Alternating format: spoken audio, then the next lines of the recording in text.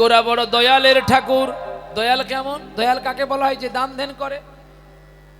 দয়ালকে যে দান ধ্যান করে নাকি? দয়াল কাকে বলা হয়? এ মা, দয়াল কাকে বলা হয় রে? হ্যাঁ হ্যাঁ বলো। আমি বলি দয়াল, সে বলে দাতা।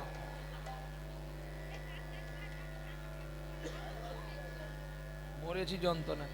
দয়াল কাকে বলা হয় তুমি যদি জানো বলো, নাহলে চুপ করে বসো।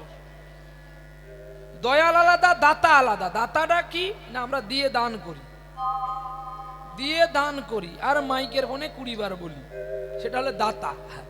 সেটা দাতা নয়, অ্যাডভার্টাইজ বলা যায়। অ্যাডভার্টাইজ করতে এসছে, যদি আমার নামটা প্রচার করে, সেটাকে দাতা বলে না, সেটাকে হন্তাকার বলা হয়। যাই হোক, সেটা পরের কথা। তাহলে দাতাকে, দয়াল দাতা কাকে বলা হয়? দয়াল কাকে বলা হয় না? দয়াল বলতে যে কোনোদিন কাউকে ঘৃণা করেন না। দয়াল সে সকলকে কোলে নিতে পারে। এই কলিযুগে আর কে দয়াল ছিল? আর একজন দয়াল ছিল, মেদিনীপুরে বাড়ি, যার নাম ঈশ্বরচন্দ্র বিদ্যাসাগর। রাস্তায় পড়ে আছে একটা কলেরার রোগী, সকলে দেখে পালিয়ে যাচ্ছে, আর দয়াল দাতা তাকে কোলে করে নিয়ে গিয়ে হসপিটালে নিয়ে ভালো করেছিল। সে হলো দয়াল। আর চৈতন্য মহাপ্রভু সকলের ওপরে দয়াল। কেন না? জাতি হিংসা করে না। জাতি হিংসা বলতে যে আমি হিন্দু বলে আমার আসনে মুসলিম আসতে পারবে না, খ্রিস্টান আসতে পারবে না, জৈন আসতে পারবে না, এটা কিন্তু মহাপ্রভু বলেননি। মহাপ্রভু সবাইকে নিয়ে হরি সংকীর্তন করেছিলেন। তার প্রমাণ যখন মহাপ্রভু সন্ন্যাসে যাওয়ার পূর্বে বৈষ্ণব সেবা দিয়েছিল, আর বৈষ্ণব সেবা দিতে গিয়ে ওই হরিদাস এসেছিল বলে ব্রাহ্মণবাদীগণ বৈষ্ণববাদীগণ বিবাদ করেছিল। তো তখন বৈষ্ণবকে আলাদা করে দিয়েছে আর ব্রাহ্মণকে আলাদা করে দিয়েছে। বুঝে তোমরা যখন এই মুসলমানকে দেখে ঘৃণা করছো, তা আমি তোমাদের সব দিলাম, তোমরা যে যা রান্না করে যে যার খেয়ে নাও, কেউ কাউকে আর ছোবে না। কি গো, তাহলে তোমাদের এত মতভেদ নেই? বলছি না, না আমাদের মতভেদ নেই। যেমন ব্রাহ্মণ রান্না করলে এখনো বৈষ্ণব খায় না, আবার বৈষ্ণব রান্না করলে ব্রাহ্মণে খায় না। মতভেদ। তারা তো চৈতন্য চরিতামৃত দর্শন করেনি। চৈতন্য চরিতামৃতে মহাপ্রভু কি বলেছে, কৃষ্ণদাস কবিরাজ গোস্বামী কি লিখেছে, সেগুলো তো দর্শন করেননি। তাই মতভেদ এখনো রেখে গেছে। চৈতন্য মহাপ্রভু দুজনকে সব কিছু দিলেন, শুধু আগুন দেয়নি। রান্না করে খেয়ে না, বলে আরে আগুন দাও, বলে তোমরা না ব্রাহ্মণ, তোমাদের মুখে তো আছে আগুন, তাহলে তোমরা কেন আগুন জ্বালাতে পারছো না? আর তোমরা না বৈষ্ণব, বড় বড় শিক্ষা রেখেছো, মালা রেখেছো, বড় বড় কথা বলো, ভট্টাজিগিরি করো, তোমরা কেন পারছো না? কিন্তু আমার হারেশ কিশোর যে হরিদাস, তার না আছে মালা, না আছে ঝোলা, না আছে তিলক, শুধু আছে তার একটু ভক্তি। তুমি যে এত বড় কথা বলছো নিমাই চাঁদ, ওকে আগুন দেওয়া হবে না, ও জ্বালাতে পারবে? ব্রাহ্মণরা রেগে উঠেছে, তুমি আমাদের ডেকে এনে অপমান করছো। আস্তে, চিত্ত মার্জিত করো। ব্রাহ্মণের বাক্য হবে অমৃত। দুধের ওপরেই কিন্তু মাখনটা ভেসে থাকে, কিন্তু যে মাখন তুলতে জানে তার হাতটাকেও কোমল করতে হবে। কোমল হাত ছাড়া যে মাখন ওঠানো যায় না। ঠিক তেমনি কাকের মতো কর্কশ করে কখনো হরি কথা বলা যায় না। হরি কথা বলতে গেলে খুব মাধুর্য করে, ছোট্ট করে করে, প্রেম দিয়ে দিয়ে বলতে হয়। তুমি তো ব্রাহ্মণ, তোমার এত ক্রোধ কেন? তোমার বাক্য হবে অমৃত, মধুময়। হরিদাস, তোমাকেও আমি আজকে আগুন দেব না। তুমি পারবে তো আজকে এই ব্রাহ্মণ বৈষ্ণবের কাছে, সারা নবদ্বীপের কাছে আমার সম্মান রাখতে? নিমাই চাঁদের কাছে গড়াগড়ি দিল, হরিদাস আর গড়াগড়ি দিয়ে কি বলছে জানো, প্রভু গো তুমি যদি আমায় একটু কৃপা করো, আমি যে আগে ভুল করেছি আর করব না। কেন জানো, আমি সেদিন অহংকারে তোমার সঙ্গে যুদ্ধ করেছিলাম আমার পাণ্ডিত্য দেখাবার জন্য। গৌরী, আমি একবার আরো ভুল করেছিলাম, তোমার বৃন্দাবনে আমি ধেনু চুরি করেছিলাম, তোমার সখাগণকে আমি হরণ করে অনাহারে রেখেছিলাম। তাই আমি মুসলমান ঘরেই এসেছি প্রভু। আমি মুসলমান হলেও আমার হৃদয়টা মুসলমান নয়।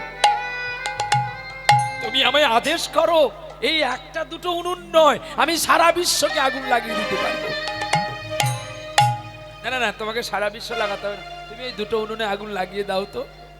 কিং কৃষ্ণায় গোবিন্দায় গোপীজন বল্লভায় স্বাহা। এই বলে দিল, উনি আগুন বলে উঠলো। সব দেখে অবাক, কি রে তোর হাতে জাদু আছে? এগুলো কিসের দাগ তোর হাতে? আমি মুসলমান ঘরে থেকে হরি নাম গিয়েছিলাম বলে ওরা আমায় 22 বাজারে বেত্রাঘাত করেছে। এই দেখো সারা পিঠে আমার দাগ, সারা দিকে দাগ। এগুলো দাগ নয়, এগুলো আমার কৃষ্ণ নামের অলংকার। কৃষ্ণ নামের অলংকার পরেছি, কৃষ্ণ নামে অলংকার পরেছি।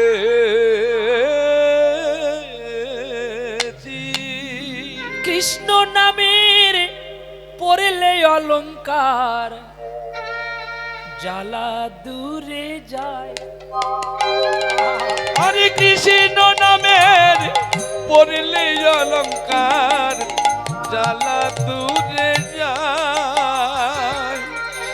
কৃষ্ণ নামের পরলে অলংকার জ্বালা দূরে যায়। আমি বলি কি বাবা, একজনই অপারেটর করো। যে একজন বেঁধে দিয়ে গেছে, তুমি আবার যদি এসে ঘোরাও তাহলে কিন্তু এই দেখো খোলটা বাড়াও।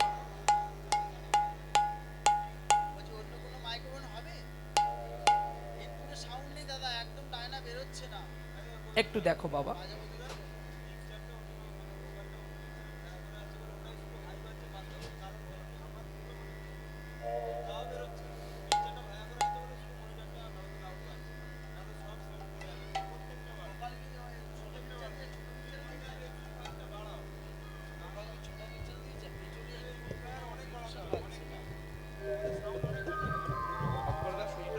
আস্তে আস্তে। যান্ত্রিক কখনো গন্ডগোল করতে পারে। ঠান্ডা মাথায় আমাদের কাজ করতে হবে, কারণ আমরা তো যুদ্ধে এসছি না। যুদ্ধে মাথা গরম করলে যুদ্ধ খারাপ হয়ে যাবে। শুধু ব্রেন খাটিয়ে খাটিয়ে তীর ছুড়তে হবে বিপক্ষকে, আর তারাও ব্রেন খাটিয়ে খাটিয়ে তীর ছুড়বে। দায় করো।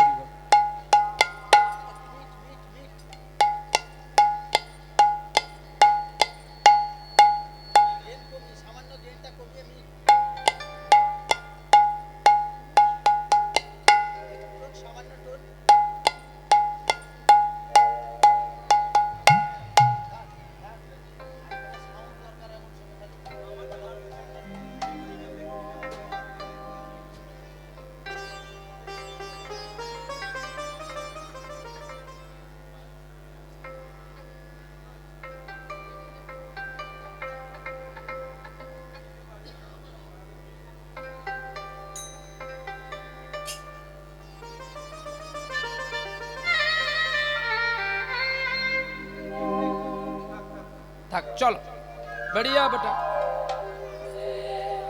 प्रेम से बोलो राधा रानी की, श्याम सुंदर की। कृष्ण नामेर पड़ले अलंकार জ্বালা দূরে যায়। আরে কৃষ্ণ নামের পড়লে অলংকার জ্বালা দূরে যায়।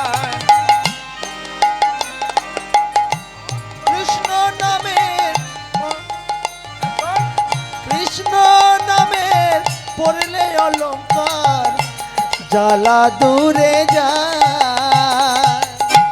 কৃষ্ণ নামের পড়লে অলঙ্কার, ওরে জ্বালা দূরে যায়, ওরে না পড়িলে সকল জ্বালা ওরে সঙ্গে দেখা যায়। হরে কৃষ্ণ নামে পড়লে অলঙ্কার, জ্বালা দূরে যায়। কৃষ্ণ নামে হরি বল। জ্বালা দূরে যায়। ওরে জ্বালা ছিল তার ভালো, ওরে এক নামে সব জ্বালা গেল। আরে কৃষ্ণ নামে এক জ্বালা ছিল, আরে এক নামে তার দূরে গেল। একজনের জ্বালা ছিল আর এক নামেই দূরে গেল। আরে বাবা, ওরে নিজেরও গেল তার বাপেরও গেল। আরে নিজের গেল ও তার বাপেরও গেল। ওরে 14 পুরুষের জ্বালা যায়, আরে কৃষ্ণ নামে পড়লে অলঙ্কার জ্বালা দূরে যায়। আরে কৃষ্ণ নামে পড়লে অলঙ্কার, জ্বালা দূরে যায়। সে ব্যক্তিটি কে গো যার জ্বালা গিয়েছিল? আর আপনারাও জ্বালা নিতে এসছেন, জ্বালা যদি দূর করবেন একটু কৃপা করতে হয়। সমবেত সুধী পরম পূজ্যস্পাদ আকাঙ্ক্ষিত কৃষ্ণ অনুরাগী গৌর ভগবত ভক্তবৃন্দের কাছে রাতুল চরণে কোটি কোটি প্রণাম জানাই। কারণ এই অনুষ্ঠান করলে একটু খরচের ব্যবহার থাকে, কিন্তু তা বলে এই নয় যে আপনারা যদি একটু ভিক্ষা দিয়ে দেন তাহলে যে কীর্তনিয়ার পেমেন্ট হয়ে যাবে, এটা ভুল কথা। তাহলে কমিটিরা কেন আমাদের কাছে ভিক্ষা করে না? তার কারণ হচ্ছে দৈন্যতাটা প্রকাশ করা। দৈন্যতা মানে হীন হওয়া। তাই আমার পদাবলীটি গৌরচন্দ্রিকা সমাপ্ত করতে করতে আপনাদের কাছে কমিটি যাচ্ছে, আপনারা একটু যে যেমন পারবেন একটু ভিক্ষা দেবেন। 2-4 জন 10 জন বেরিয়ে পড়ো ভিক্ষায়। 2-4 জন 10 জন বেরিয়ে পড়ো, 2-3 মিনিটের মধ্যে ভিক্ষা সেরে নাও। কোথায় গেল কমিটি বাবু সোনারা? তা তোরা শুনতে পাস না? বোকার দল দাঁড়িয়ে আছে, তাড়াতাড়ি আয়, আসবি আয়, না আমি ভিক্ষা করে নেব। তাই গৌর কৃষ্ণ নামে পড়লে অলঙ্কার জ্বালা দূরে যায়। আরে কৃষ্ণ নামে পড়লে অলঙ্কার, জ্বালা দূরে যায়। সেই ছেলেটার জ্বালা গেল, ওরে এক নামেতে সব দূর করিল। কি নাম? নারায়ণ। নারায়ণ, নারায়ণ এক শব্দ নাকি? নারায়ণের মধ্যে আর কেউ আছে? নারায়ণ।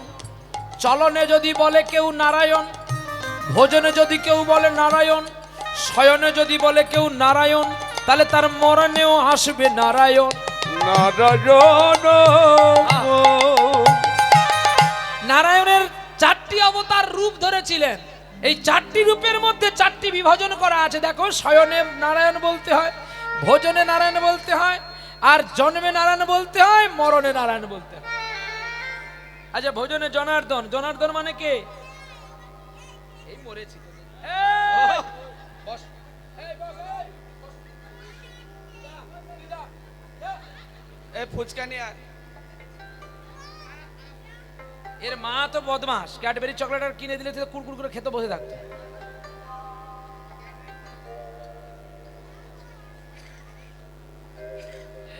নিতাই গো, তা বলে আবার তুমি তোমার ছেলে মেয়েকে মারো না, ভয় লাগে তোমাদের, আবার বলাও অপরাধ, বলো দুমদাম করে দিয়ে দিবি। নিতাই গৌর হরি বল। তাহলে কৃষ্ণ নামের দাগ নিয়েছি বলে আমার জ্বালা গেছে। ছেলেটার নাম প্রহ্লাদ। তার বাবা বলেছিল না, আমি যাকে ঘৃণা করি, আমি যাকে শত্রুতা করি, তুই তার নাম জপ করছিস কেন? বলছে, বাবা, নারায়ণের সঙ্গে শত্রুতা করতে নেই, ওর সঙ্গে বন্ধুত্ব করতে হয়। বলছে, তোকে এত কষ্ট করে জন্ম দিলাম, তুই এই কথা বলছি? কয়া ধুকে ডাকছে, বলো তোমার কাছে আমি বড় না তোমার ছেলে বড়? কে বড় গো মা? স্বামী আপন না ছেলে আপন? ছেলে আপন হবে, তাই তো? ছেলে তোকে কোত্থেকে জন্ম দিয়েছিলিস?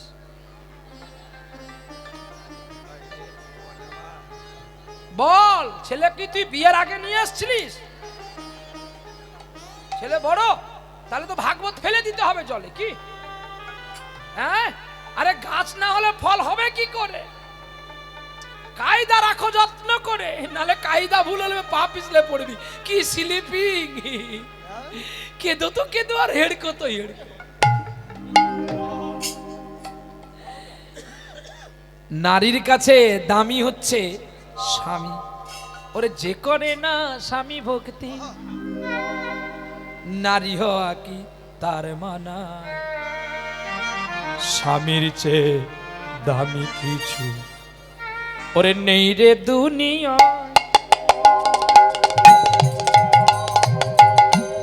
যে করে না স্বামী ভক্তি, নার কি তার মানায়? স্বামীর চেয়ে দামি কিছু নেই রে দুনিয়া।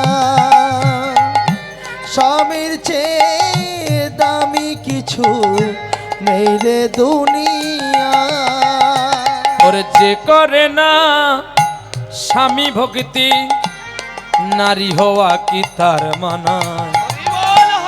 স্বামীর চেয়ে দামি কিছু নেই রে দুনিয়া।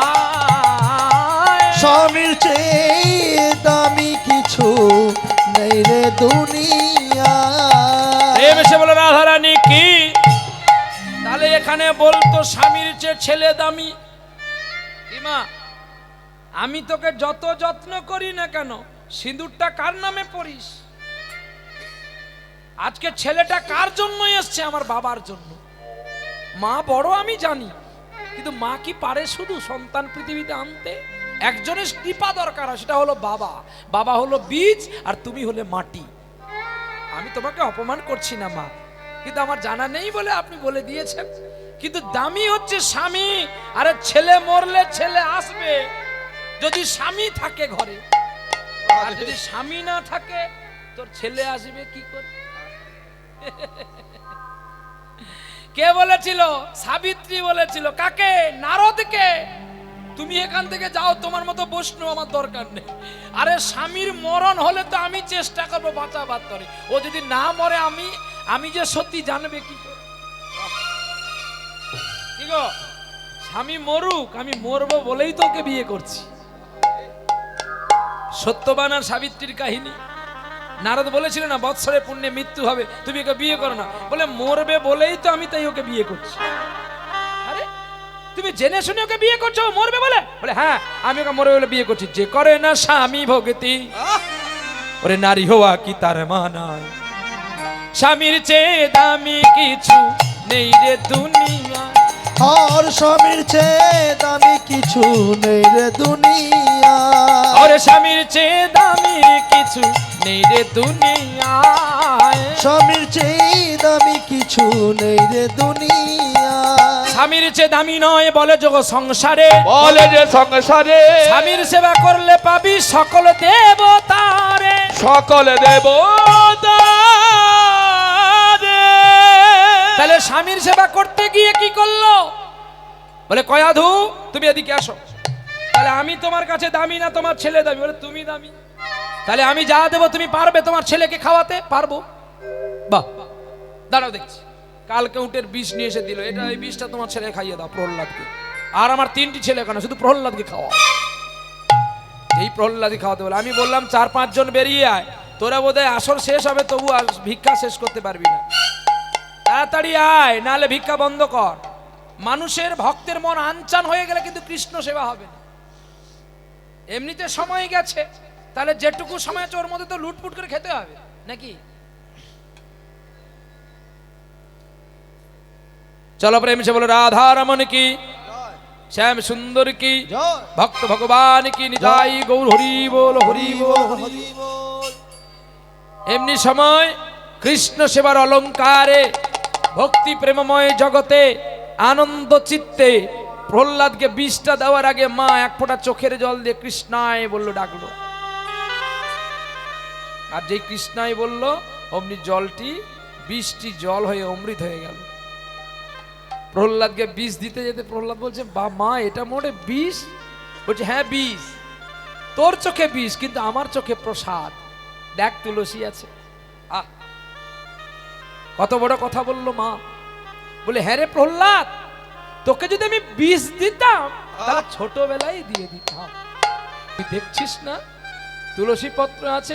আচ্ছা প্রহ্লাদ, কোন মা কি পারে তার সন্তানকে বিষ খাওয়াতে? না মা। তাহলে তুই আমাকে এই কথাটা বললি কি করে যে আমি তোকে বিষ দিতে পারবো? প্রহ্লাদ এক দ্বিধায় মাকে প্রণাম করে বিষটা খেয়ে নিলেন। প্রহ্লাদ তো মরলো না, পরে আবার কি করলো জানো? পরে তাকে অগ্নিকুণ্ডে ফেলে দিল, তাতেও মরলো না। পরে পাগল হাতির মুখে ফেলে দিল, পাগল হাতি মাথায় করে নিয়ে নাচলো। শেষে পাষাণ বেঁধে জলে ফেলে দিল, তাতেও মরলো না। যখন বলছে ওরে প্রহ্লাদ, আমি তোকে এত করে যখন মারতে পারছি না, তাহলে তোর হরি কোথায় বলতে পারবি? তখন প্রহ্লাদ বলেছিল, বাবা হরি তো অনিলে অনলে সর্বময়, তিনি সর্বময় বিরাজিত মান, তিনি কোথাও নেই এমন জায়গাটা নাই। তাহলে এই ফটিক স্তম্ভের ভেতরে আছে? হ্যাঁ বাবা আছে। আর যেই বলে দিয়েছে এখানে আছে, ভক্তের মান রক্ষা করার জন্য ভগবান অবতীর্ণ হয়ে গেলেন ফটিক স্তম্ভের ভেতরে। আচ্ছা ফটিক স্তম্ভের ভেতর তো ভর্তি, তাহলে সেখানে গোবিন্দ আসলো কি করে? না তার আগে গোবিন্দ জায়গা করে নিয়েছে। আর যেই পদাঘাত করলো ফটিক স্তম্ভীতে, ফটিক স্তম্ভী ভেঙে বেরিয়ে উঠলেন রণযুদ্ধের অহংকার গর্জন নিয়ে। আর প্রথমে ধরলো মাথার মুঠি, আছাড় দিল হিরণ্যকশিপুকে, লাগলো জানুদেশে, আর নখের দ্বারাই বিদীর্ণ করে ফেললো। কেন জানো? হিরণ্যকশিপু বড় ব্রহ্মার বলে বলিয়ান ছিল। তিনি বলেছিল দিনে মৃত্যু নেই, রাতে মৃত্যু নেই, কোনো অস্ত্রে মৃত্যু নেই, নারী মারতে পারবে না, পুরুষ মারতে পারবে না, কোনো পশু মারতে পারবে না। তাই তিনি স্বর্গে মর্তন মৃত্যু নেই, মর্তে মৃত্যু নেই। তাই ভগবান তিনি কি করলেন না, মর্ত থেকে একটু উঠে ভাসমান হয়ে জানু দেশে রেখে এই নখ দিয়ে বিদীর্ণ করেছিলেন শরীরখানা। তবা কর কমলা বরে নখমাদ ভূত সিংহ দলিত হিরণ্য কশিপুত নৃঙ্গ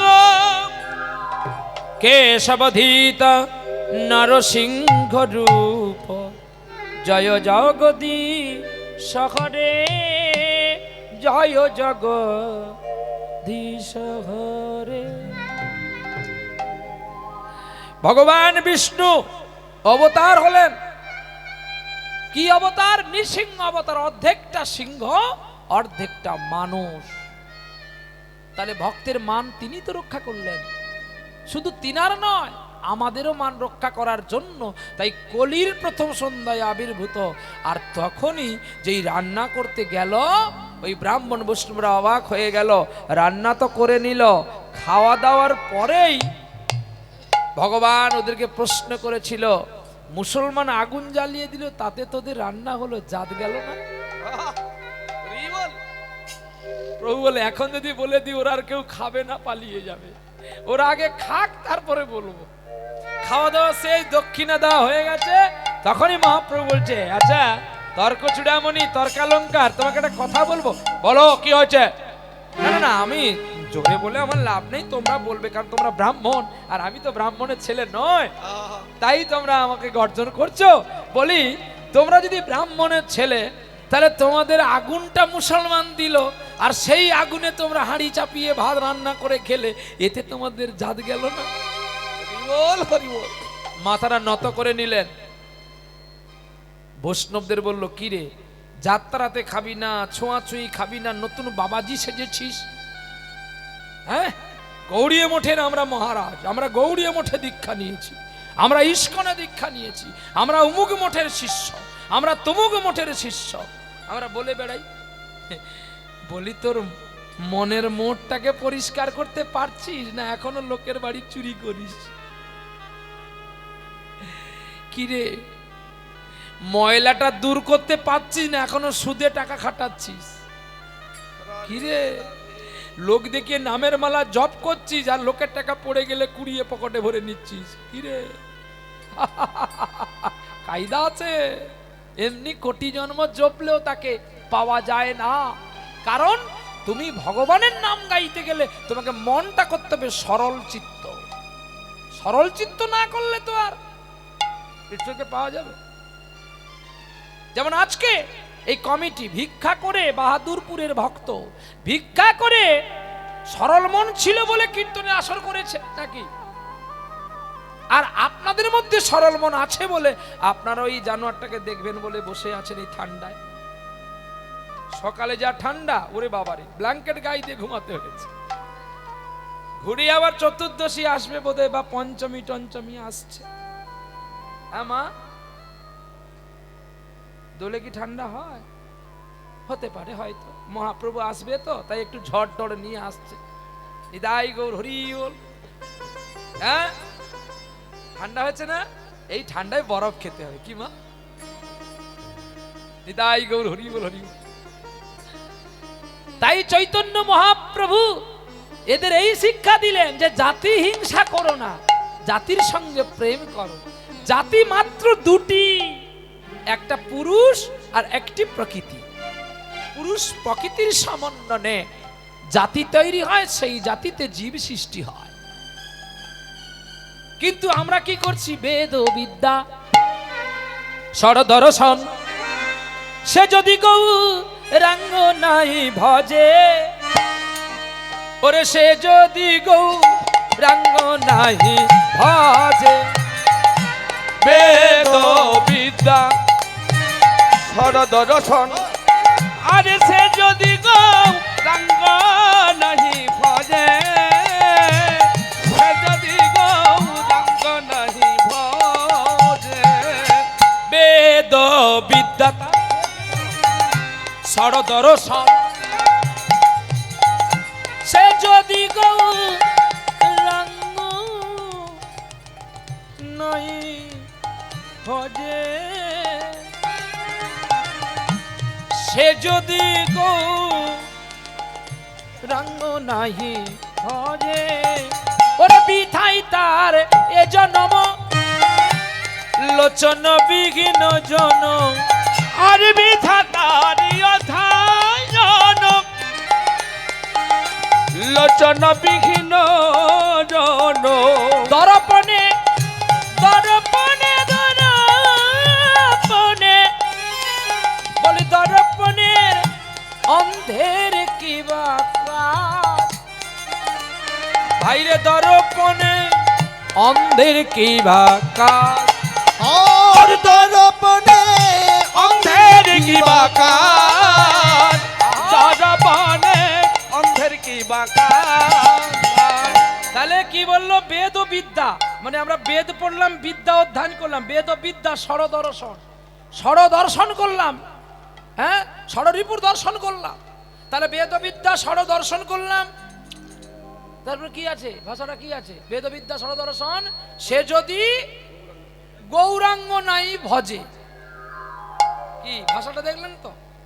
তাহলে ওরে ভাগবত পড়লে জানা হবে, ওরে গৌর জানলে বেশি জানা হবে। ভাগবত পড়লে জানা হবে, গৌরী জানলে সব জানা হবে। ওরে পুরাণ পড়লে না যা হবে, ওরে নিতাই জানলে তার চেয়ে বেশি জানা হবে। আরে আহা! জানা হবে, নিতাই জানলে বেশি জানা হবে। ওরে আর যেন না, আর জেনে না, না না না, আর যেন না, আর যেন না। বেশি জানলে তুমি নরক ছাড়া কিছু পাবে না।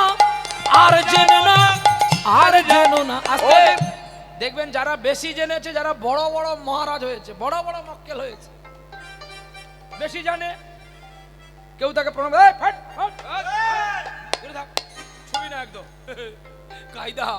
মহাপ্রভুর উপরে তারা, মহাপ্রভুর চরণ পাওয়ার জন্য চপল গোপাল জড়িয়ে কাঁদলো। মহাপ্রভু কি দেখে ফুটবলের মতো ছুড়ে দিয়েছিল? মহাপ্রভু চাই সরে যা, যার কাছে অপরাধ করেছি তার কাছে ক্ষমা চা, তারপরে আমার কাছে আসবি। কিন্তু মহাপ্রভু তো পারতো চাপাল গোপালকে প্লান্টিক শটে গোল করে দিতে। মেরেছিল? কিন্তু মহাপ্রভু আরো কি করেছিল, মেরেছে কলসির কানা, তা বলে কি প্রেম দেব না? জড়িয়ে ধরেছিল জগাইয়ার মাথায়। হ্যাঁ, আর এখন আমরা কি করছি, আমরা বড় কীর্তনিয়া সাজছি, তাই তোমাদেরকে ফুটবল ভাবি। আরে এই জন্য বলছে বেদ ও বিদ্যা সরদর্শন, সে যদি গৌরাঙ্গ নাই ভজে তাহলে বিথায় তার অধ্যায়ন। মানে এতদিন যে তুই কীর্তন করলি, ভগবত কথা বললি, তোর বিথায় অধ্যায়ন। হ্যাঁ, লোচন বিহীন জন হস্তে দর্পণের অন্ধের কি বা কাজ। অন্ধকে যেমন আয়না দিলে সে দেখতে পায়, আয়না না দিলে দেখতে পায় না। কি গো, ঠিক তো নাকি? অন্ধকে আয়না দিলে তো দেখতে পাবে। কি গো, আরে কও না একটা কথা, আয়না দিলে দেখতে পায় না, মিশা কথা কও না তো। আয়না দিলে কত সুন্দর করে তিলক পইরা লেয় না? বলে না রে খোকা, আয়না দিলেও অন্ধ দেখতে পায় না। ব্যাকরণটা দেখো, বাংলার ব্যাকরণটা দেখো কি বলছে। অন্ধকে যেমন আয়না দিলেও যা, আর হ্যালোজিন দিলেও তা। কি, অন্ধকে যদি হ্যালোজিন লাইট দাও সে দেখতে পাবে? আয়না দিলে সে তিলক পড়তে পারবে? তদ্রূপই যারা অধিক জ্ঞান হয়ে সাধারণ মানুষকে মনুষ্য জ্ঞান না করে, তাহলে তাদের দশাটা ওই অন্ধের মতো। দর্পণে অন্ধের কি বা কাজ, ওরে দর্পণে অন্ধের কি বা কাজ। আরে দর্পণে অন্ধের কি বা কাজ, দর্পণে অন্ধের কি বা কাজ। ওরে নয়ন আনন্দের মনে, সেই তো সকলই জানে। ঠাকুর নয়ন আনন্দে দেবনে, সেই তো সকলই জানে। নয়নানন্দ দাস পদটি লিখলেন, সেই তো সকলই জানে। কে জানে না? যে সকলের ধুলি অঙ্গে মেখে নেয়, সকলের ধুলি অঙ্গে মেখে নেয়। আরে সকলের ধুলি অঙ্গে মেখে নে, সকলের ধুলি অঙ্গে মেখে নে। শুধু হরিদাস ছিল, হরিদাসই ছিল, শুধু হরিদাস ছিল, হরিদাস ছিল। আত্মকর্ম চৈতন্য নিজে করিল, শুধু হরিদাস ছিল, হরিদাস ছিল। মেখেছিল হরিদাস ছিল, হরিদাস ছিল। আর একজন ছিল রে, আরেকজন ছিল রে, আর একজন ছিল রে, আরেকজন ছিল রে। এই যে গোবিন্দ ঘোষ, আর গোবিন্দ ঘোষ আরো একজন ছিল রে। আরে গোবিন্দ ঘোষ, গোবিন্দ ঘোষ আরো ছিল, আরো ছিল রে। গোবিন্দ ঘোষের আদ্যক্রিয়া ভগবান নিজেই করেছিলেন, আর হরিদাসের আদ্যক্রিয়া করেছিল। কারণ মাখলে জ্বালা দূরে যাবে। এই যে ব্রজের ধুলি মাখলে জ্বালা দূরে চলে যায়, তাই চিত্ত শুদ্ধ করেছিলেন হরিদাস। তাই হরিদাসের আদ্যক্রিয়া মহাপ্রভু নিজেই করেছিলেন। তাই ঠাকুর নয়নানন্দর পদ লিখলেন, নয়নানন্দের মনে সেই তো সকলই জানে। সবকিছু সেই জানতে পারে, যে জানে যে আমি বড় কীর্তনিয়া নই। যে আমার আগে গাইলো সেই তো বড় কীর্তন গাইল। প্রভু, ওকে যেমন তুমি পার করে দিলে, আমাকেও তুমি আমার দুটো হাত ধরে ভক্তের চরণ কমল দিয়ে তুমি আমাকে পার করে দাও। হরিবল হরিবল। তোমার নিতাই গৌর। মধুরামৃত অমৃত কথা শুনে যেন তোমার ভক্ত আনন্দ পায়। আমি অতি মূঢ়মতি, কি জানাতে জানি, কি জানাতে জানি। প্রভু আপনার গুণে কৃপা করো গুণমণি। কর গুণ মামনি। আমি রথ তুমি সারথি, চালাও যত্ন করে। চালাও যত্ন করে। সারথি না রইলে রথ রইবে যে পড়ে। রইবে যে পড়ে। সারথি রইলে রথ দেখতে শোভা পায়, দেখতে শোভা পায়। সারথি পলাই গেলে সকলে করে হায় হায়। করে খাজ খায়। আর রাখবে না, আর রাখবে না, নিয়ে চল সেখানে। নিয়ে চলো সেখানে।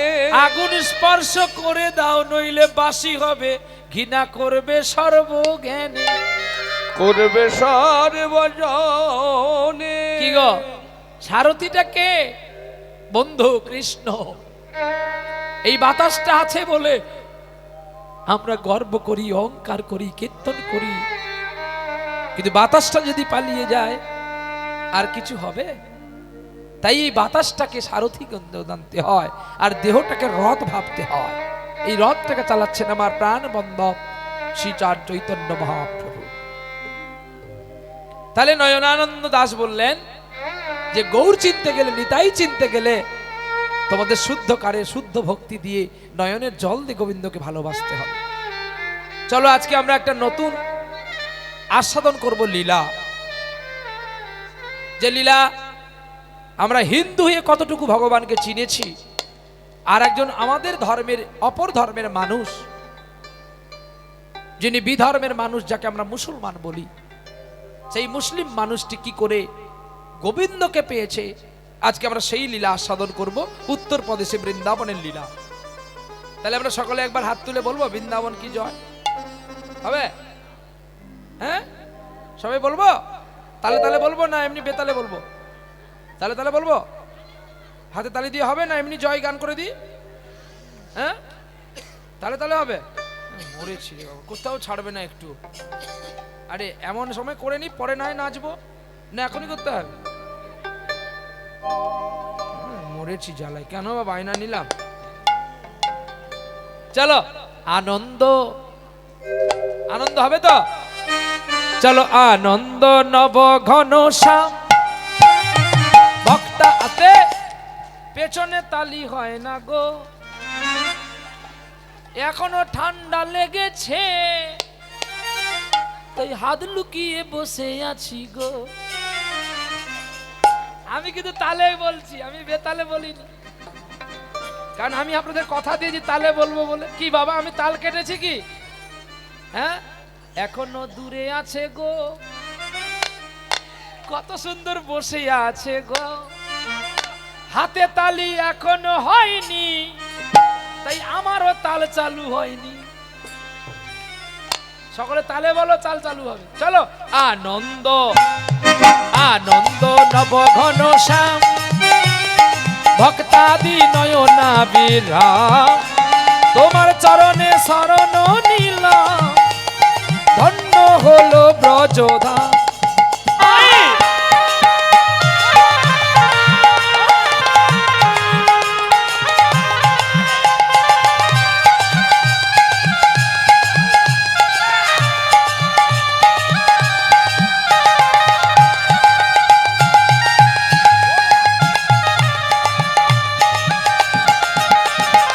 আনন্দ, আনন্দ নব ঘন শ্যাম, ইতি ভক্তাদি নয়না বিরাম, তোমার চরণে শরণ নিলাম, ধন্য হলো ব্রজধাম। আনন্দ নব ঘন শ্যাম, কৃষ্ণের নয়না বিরাম, তোমার চরণে শরণ নিলাম, ধন্য ত্রিভুবন ধাম। বলে আসতে, বলে হাত তালি দিয়ে হরিনাম করব কেন? না, হাত তালি দিয়ে হরিনাম করলে একটা ফল আছে না। কি ফল? আপেল না পেয়ারা? আবার বলে বেদানা, সে তো বাজের ঘরে দানা। আমার দানা দরকার নেই, আমি জানবো কি ফলটা আছে, সুফল না কুফল। এই দেখো, আমরা যদি কোনো বাড়িতে যাই বেড়াতে, আত্মীয় বাড়িতে, এখন ধরো গাড়ি ঘোড়া আছে, কোনো সময় দেখা গেল বাংলা বন্ধ হয়ে গেছে, তুমি বেরিয়ে পড়েছো হঠাৎ করে, তাহলে বাংলা বন্ধ যদি হয়ে যায় রাস্তাঘাটে গাড়ি চলবে বাবা? তাহলে আমাকে হেঁটে হেঁটে যেতে হবে।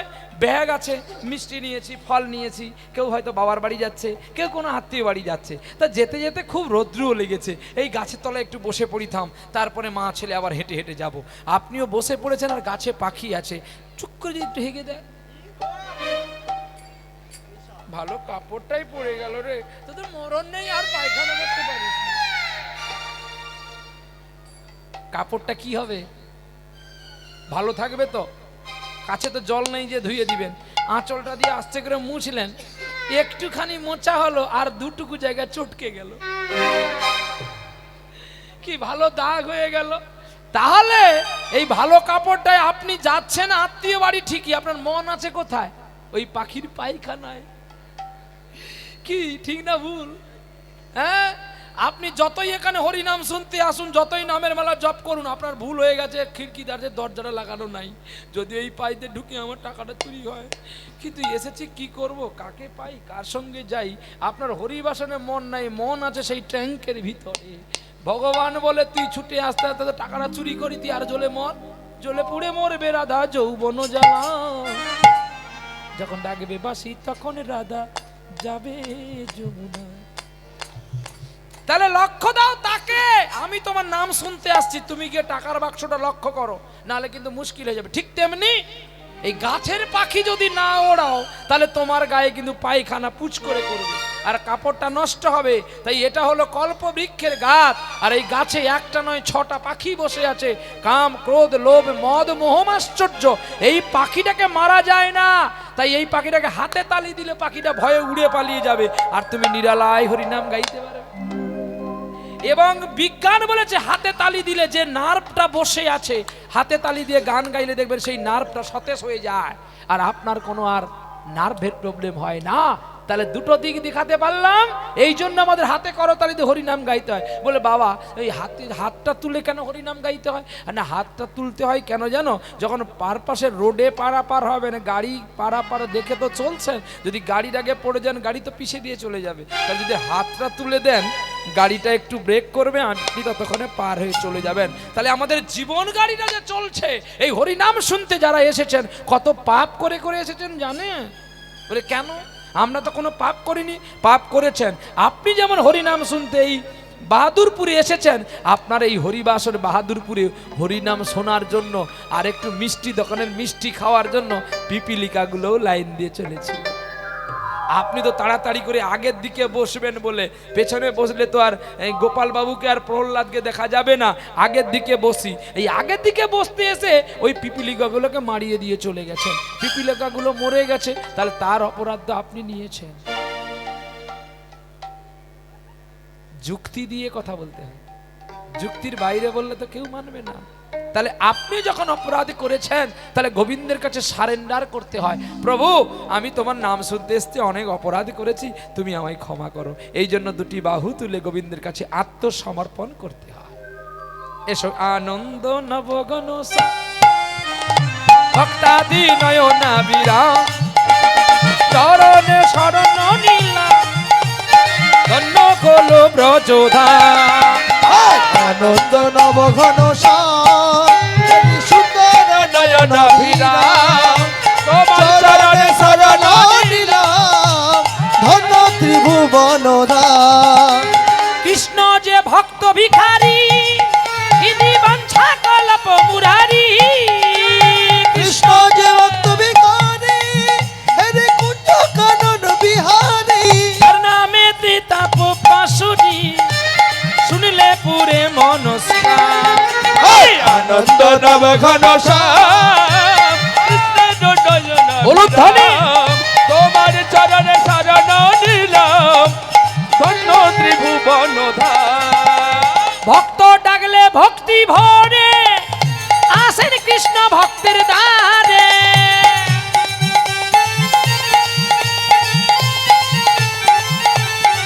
ও তুমি নন্দ যশোমতি শ্যাম, সীতাপতি সুন্দর রাম।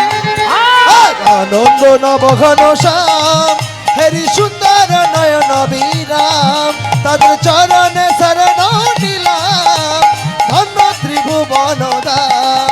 এসো আনন্দ নবগণ শ্যাম, ভক্তাদি নয়না বিরাম, তোমার চরণে শরণ নিলাম, ধন্য বলো ব্রজরাম। হরি বল। আরে ধন্য ব্রজধাম, আরে ধন্য ব্রজধাম। প্রেম সে বলো রাধা রানী কি, শ্যাম সুন্দর কি, খারাপ লাগছে কি?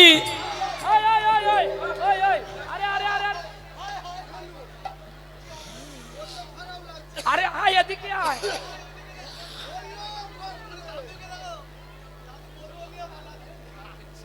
নিতাই গৌর হরি বল, হরি বল। আরে এদিকে আয়। আচ্ছা খারাপ লাগছে, তাহলে আপনার হাত তুললেন কেন? বলে দোষ তো তোমার, আমার নয়। আরে আমি ভুলে বলে ফেলেছি, আয় 10 টাকা দেবো, আয়। ও বেহালা ছড়ি দিয়ে চলে যায়। এই লাঠি দিয়ে কুতিয়ে দে। হ্যাঁ সেটা ঘি দেওয়া আছে, ঘি দেওয়া আছে। আজকে অপারেশন সাকসেসফুল। নিতাই গৌর হরি বল। তোরা যাসনি, তোরা চলে গেলে আমি থাকবো কি করি? তখন তো সবাই মিলে আমরা পেটাবে। খারাপ লাগছে মা? বলছি না খারাপ লাগেনি, তবে কেন তোমরা বললে ও কেন চলে গেল? বলে আরে আমি বলছি নিতাই চাঁদ কি, তিনারা বলছে জয়। তাহলে ওর ভেতরে আমি বলছি খারাপ লাগছে কি না জয়। তারা তো এক লক্ষ্যে এক টানে ডুবে আছে। দোষ তো আমার রে বাবা, উনাদের দোষ নাই। তোরা চলে যাস না। নিতাই গৌর হরি বল।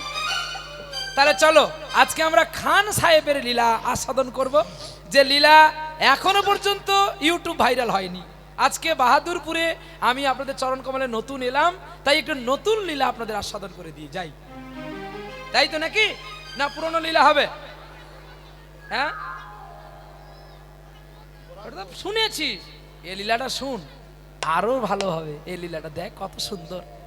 একটা মুসলমান গোবিন্দকে চিনে নিয়েছে রে, সামান্য একটা পান খেতে গিয়ে একটা মুসলমান চিনে নিল। এই লীলাটা বড় বড় সুন্দর লীলা। আমার গুরু মুখে শুনেছিলাম আর দেখেও ছিলাম, অপূর্ব লীলা। আর টোটালটাই বৃন্দাবনে খেলাটা চলবে। যদি বলেন শুরু করব, হবে? চলো। সানাইটা তো এর মধ্যে নাই, তবু বলছে যখন লাস্টে দেব।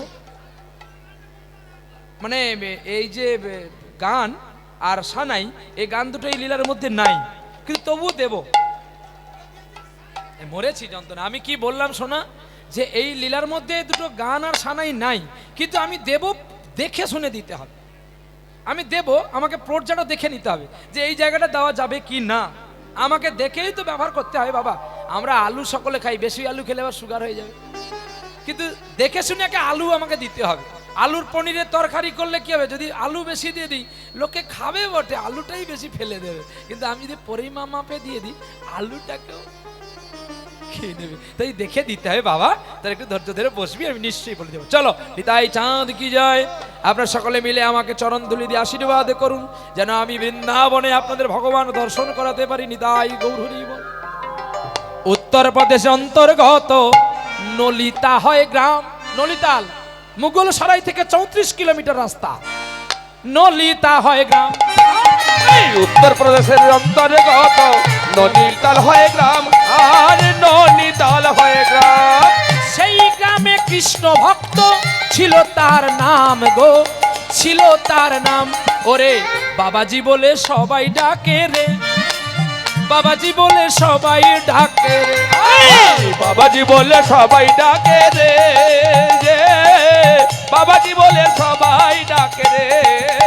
উত্তরপ্রদেশের অন্তর্গত 1482 খ্রিস্টাব্দের লীলা।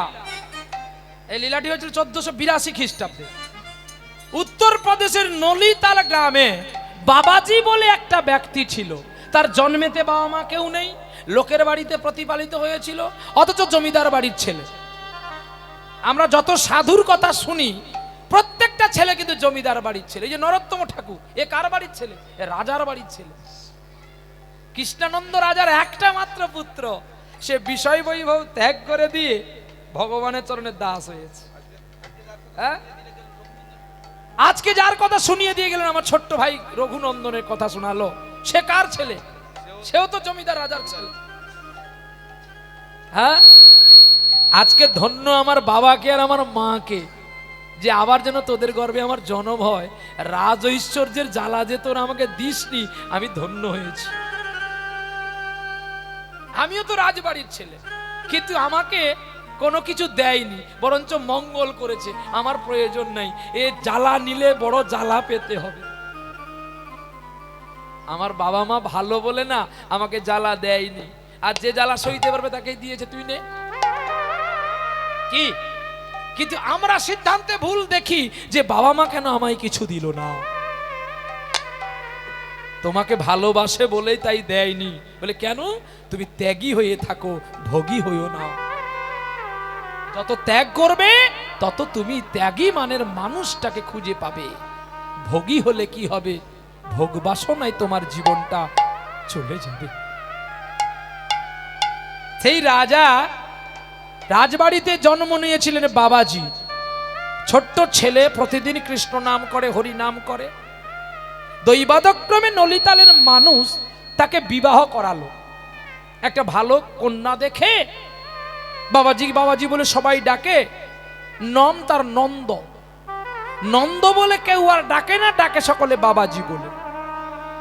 বলে বাবাজি, আমাদের একটা কথাই আছে নাকি, না তালপাতার একটা বাড়ি ভিক্ষা করে আনে, আর ভিক্ষার তন্ডুল নিয়ে সেবা আদি করে এবং সে তালপাতার কুটিরে পড়ে থাকে। কিন্তু কোনোদিন তার আশা প্রাপ্তি হয় না যে আমি একটু বেশি করে রোজগার করব আর বড় হব, সঞ্চয় করব। তার এটাই আনন্দ যে আমার যখন যা গোবিন্দ দেয় তাই ভালো। হ্যালো হ্যালো, গোবিন্দ যাই দেয় তাই ভালো। কমে গেল বক্সটা, বেশটা কমে গেছে দেখো। আচ্ছা, ভগবান কৃষ্ণ তিনি আনন্দে সচ্চিত্ত মনে দর্শন করলেন কৃষ্ণ ভাবামৃতেতে। আর ওই ছোট্ট ছেলে কাছে এসে গ্রামের মানুষ সকলে বলছে, ও বাবাজি, মোদের মনে আশাই আছে, মোদের মনে আশায় আছে বাবাজি গো।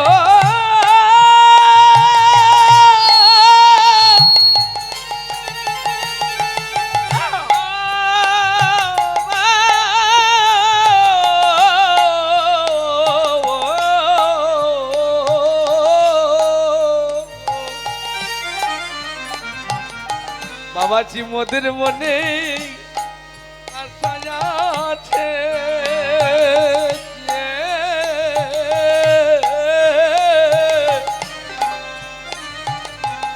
আর মোদের মনে আশা আছে। যেই বলেছে আশায় আছে, গ্রামের মানুষের যখন বাবাজির কাছে জড়িয়ে ধরে বলল, বাবাজি তখন বলছো, হ্যাঁ গো বাবা মা, তোমরা কি বলছো? কি আশা তোমাদের কাছে? আমার কাছে আর কি আশা তোমরা করবে যে আমি তোমাদের আশা প্রাপ্তি পূর্ণ করতে পারবো? তুমি পারবে না? আমার আশা পূর্ণ করতে তুমি পারবে না? আমরা সকলে ছুটে এসেছি, বলো আজ্ঞা করো, আমি যেন তোমাদের কথা রাখতে পারি। বলে, আরে খোকা, একটা ভালো কন্যা দেখেছি, তোর সঙ্গে তার বিয়ে দেব। ছোট্ট ছেলে বাবাজি বলছে, তোমাদের মন্দ নয়, আমার দিন আনতে দিন চলে, তাও কোনোদিন হয় না ভিক্ষা। আর তোমরা যদি আমাকে বলো আমাকে নিয়ে সংসার করাবে, আমার এতে লাভ কি? আমি বিয়ে করতে পারবো না। না দেখ খোকা, মেয়েটা খুব ভালো রে, দেখতে কালো হলে কি হবে, তার গুণটা বড় হবে।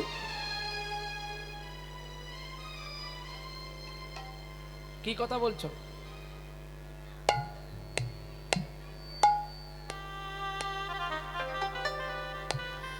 মেয়েটা দেখতে কালো হলে কি হবে রে, তার গুণটা বড় ভালো। একটু চল না, দেখে আসবি। বাবাজি তাদের কথায় মেয়ে দেখতে গেল, আর মেয়ে দেখে কিন্তু পছন্দ হয়েছে। কালো মেয়েকে পছন্দ করলো কি করে? এত সুন্দর ছেলেটা। হ্যাঁ, আমরা সকলে গৌরবর্ণ ফর্সাকে দেখতে ভালোবাসি। একজন বলছে, হ্যাঁ রে, এই নন্দ, আরে বাবাজি, এই কালো মেয়েটাকে তুই পছন্দ করলি কেন? বলে, কালো মেয়ের পায়ের তলায় যে এত আলো আছে তুই জানিস? কালো মেয়ের পায়ের তলায় আলো? বলে, হ্যাঁ রে। ওরে কালো মেয়ের পায়ের তলায় দেখে যা আলো নাচো।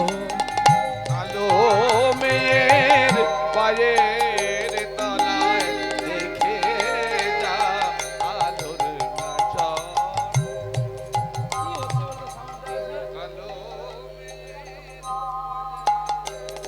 কি হলো, খোল শুনতে পাই না তো?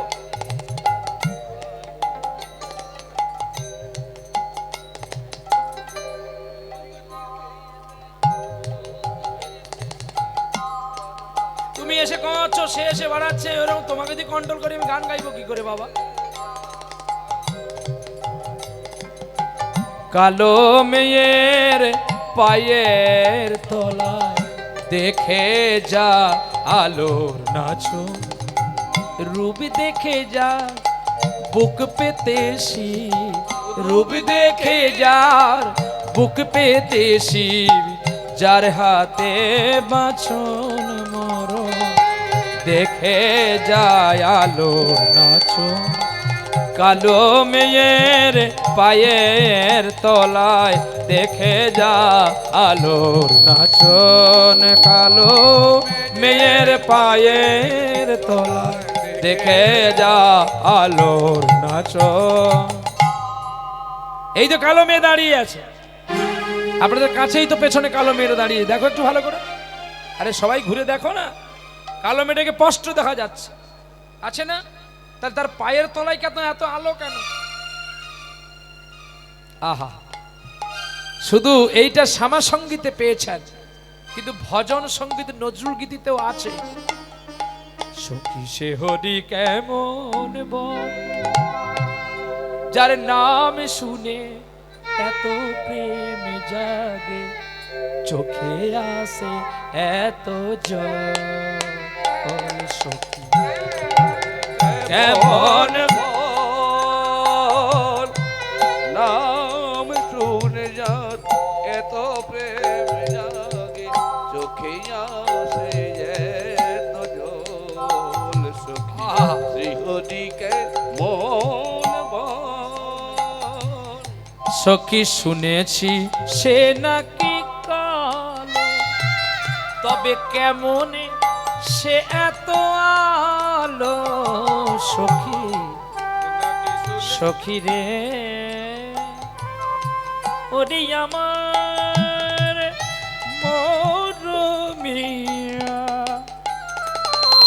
মরমিয়া মরমিয়া সখী।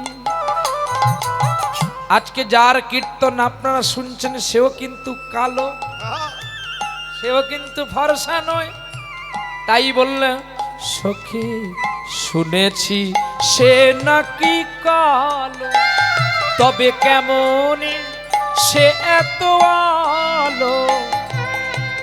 যার অনুরাগে বিরহ যমুনা হয়ে ওঠে চঞ্চল। সখী শ্রীহরি কেমন বল, নাম শুনে যাত এত প্রেম জাগে, চোখে জাগে এত জল। শ্রীহরি কেমন বল। নায়ক হয়ে দাঁড়িয়ে থাকবি, পালিয়ে যাস কেন?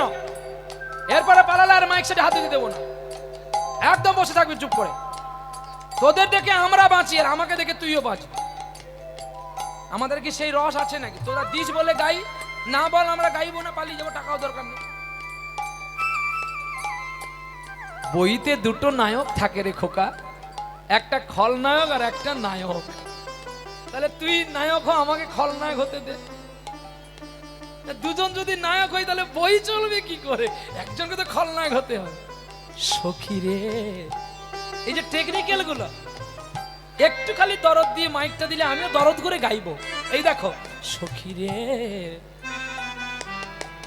শুনেছি সে নাকি কালো, তবে কেমন সে এত আলো। অভিমানী মানিনী শ্রীমতী রাধার নয়নে করে ছল ছল। সখী সে হরি কেমন বল, নাম শুনে যাত এত প্রেম জাগে, চোখে জাগে এত জল। শ্রীহরি কেমন বল, সখী শ্রীহরি কেমন বল। এইবারে অন্তরাটা শুনে নাও, তুমিও শোনো। তারে কি নামে ডাকিলে আসে, কি নাম ধরে ডাকলে সে আসবে। তাহলে তোমাকে আমার হৃদয়টা পেতে গেলে আমার রাগলে হবে না। কি নামে, কতটা দরদ। তারে কি নামে ডাকিলে আসে, কোন রূপ কোন গুণ পাইলে রাধার সম ভালো। সখী করে আমার সখী ওরে মরমিয়া সখী সখী তার কি নামে ডাকিলে আসে কোন রূপ কোন গুণ পাইলে রাধার সম ভালোবাস সখী শুনেছি সে নাকি কালো তবে কেমনে জালে এত আলো শুনেছি সে নাকি কালো আরে জলে যে এত জালো সখী শুনেছি সে নাকি কালো তবে কেমনে সে এত আলো ওরে বিরোহিনী রাধার অভিমানের মানে যমুনা করে তাই মায়ারও ছল হল কেমন নাম শুনে যার এত প্রেম জাগে চোখে আনে এত জল সখী শ্রীহরি কেমন বল সখী শ্রীহরি কেমন বল সখী শ্রীহরি কেমন বল। আজকে তোরা যাকে কালো বলছিস এই কালো কেন হলো জানিস? আমাদের সকলের পাপ যদি ওদের দুজনের গায়ে যায় তাহলে কেন বা কালো হবে না? আমার কালো মেয়ে রাগ করেছে কইবে না কথা বলে হারি আমার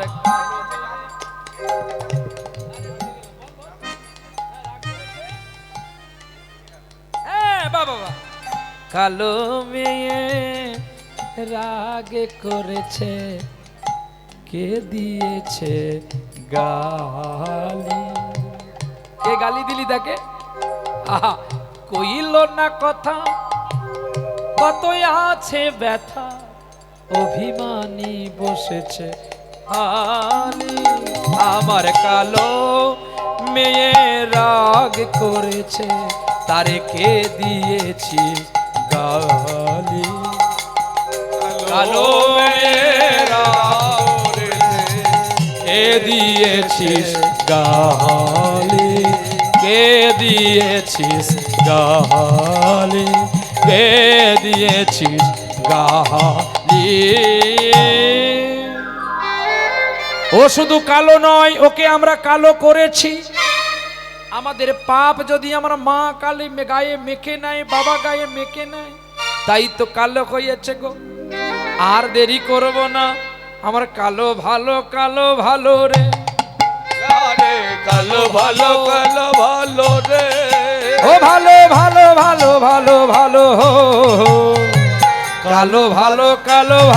রে কালো ভালো রে পরের দিন সকাল বেলায় আয়োজন করিয়া পরের দিন সকাল বেলা আয়োজন করিয়া গ্রামের মানুষ সকলে আসে কত খাওয়াইয়া গ্রামের মানুষ সকল খারে আসিয়া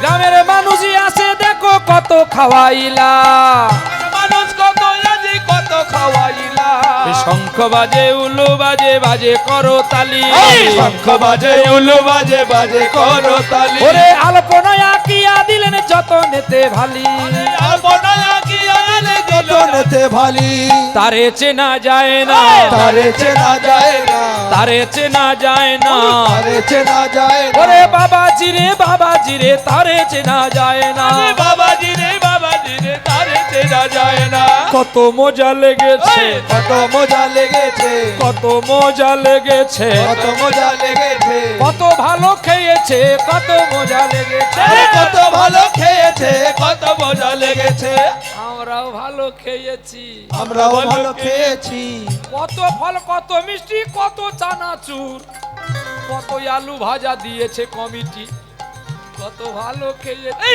কত ভালো খেয়েছি শুধু ভালো খাবারটা দিয়েছিল ওর থেকে গেছি যদি খাবারটা ভালো না দিত না আমরা পালিয়ে যেতাম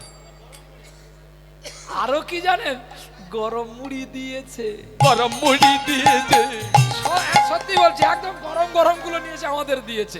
আর যেই গরম মুড়ি পেয়েছি আমার মাথা ঠান্ডা হয়ে গেল। না না, লেট করে করুন মুড়িগুলো।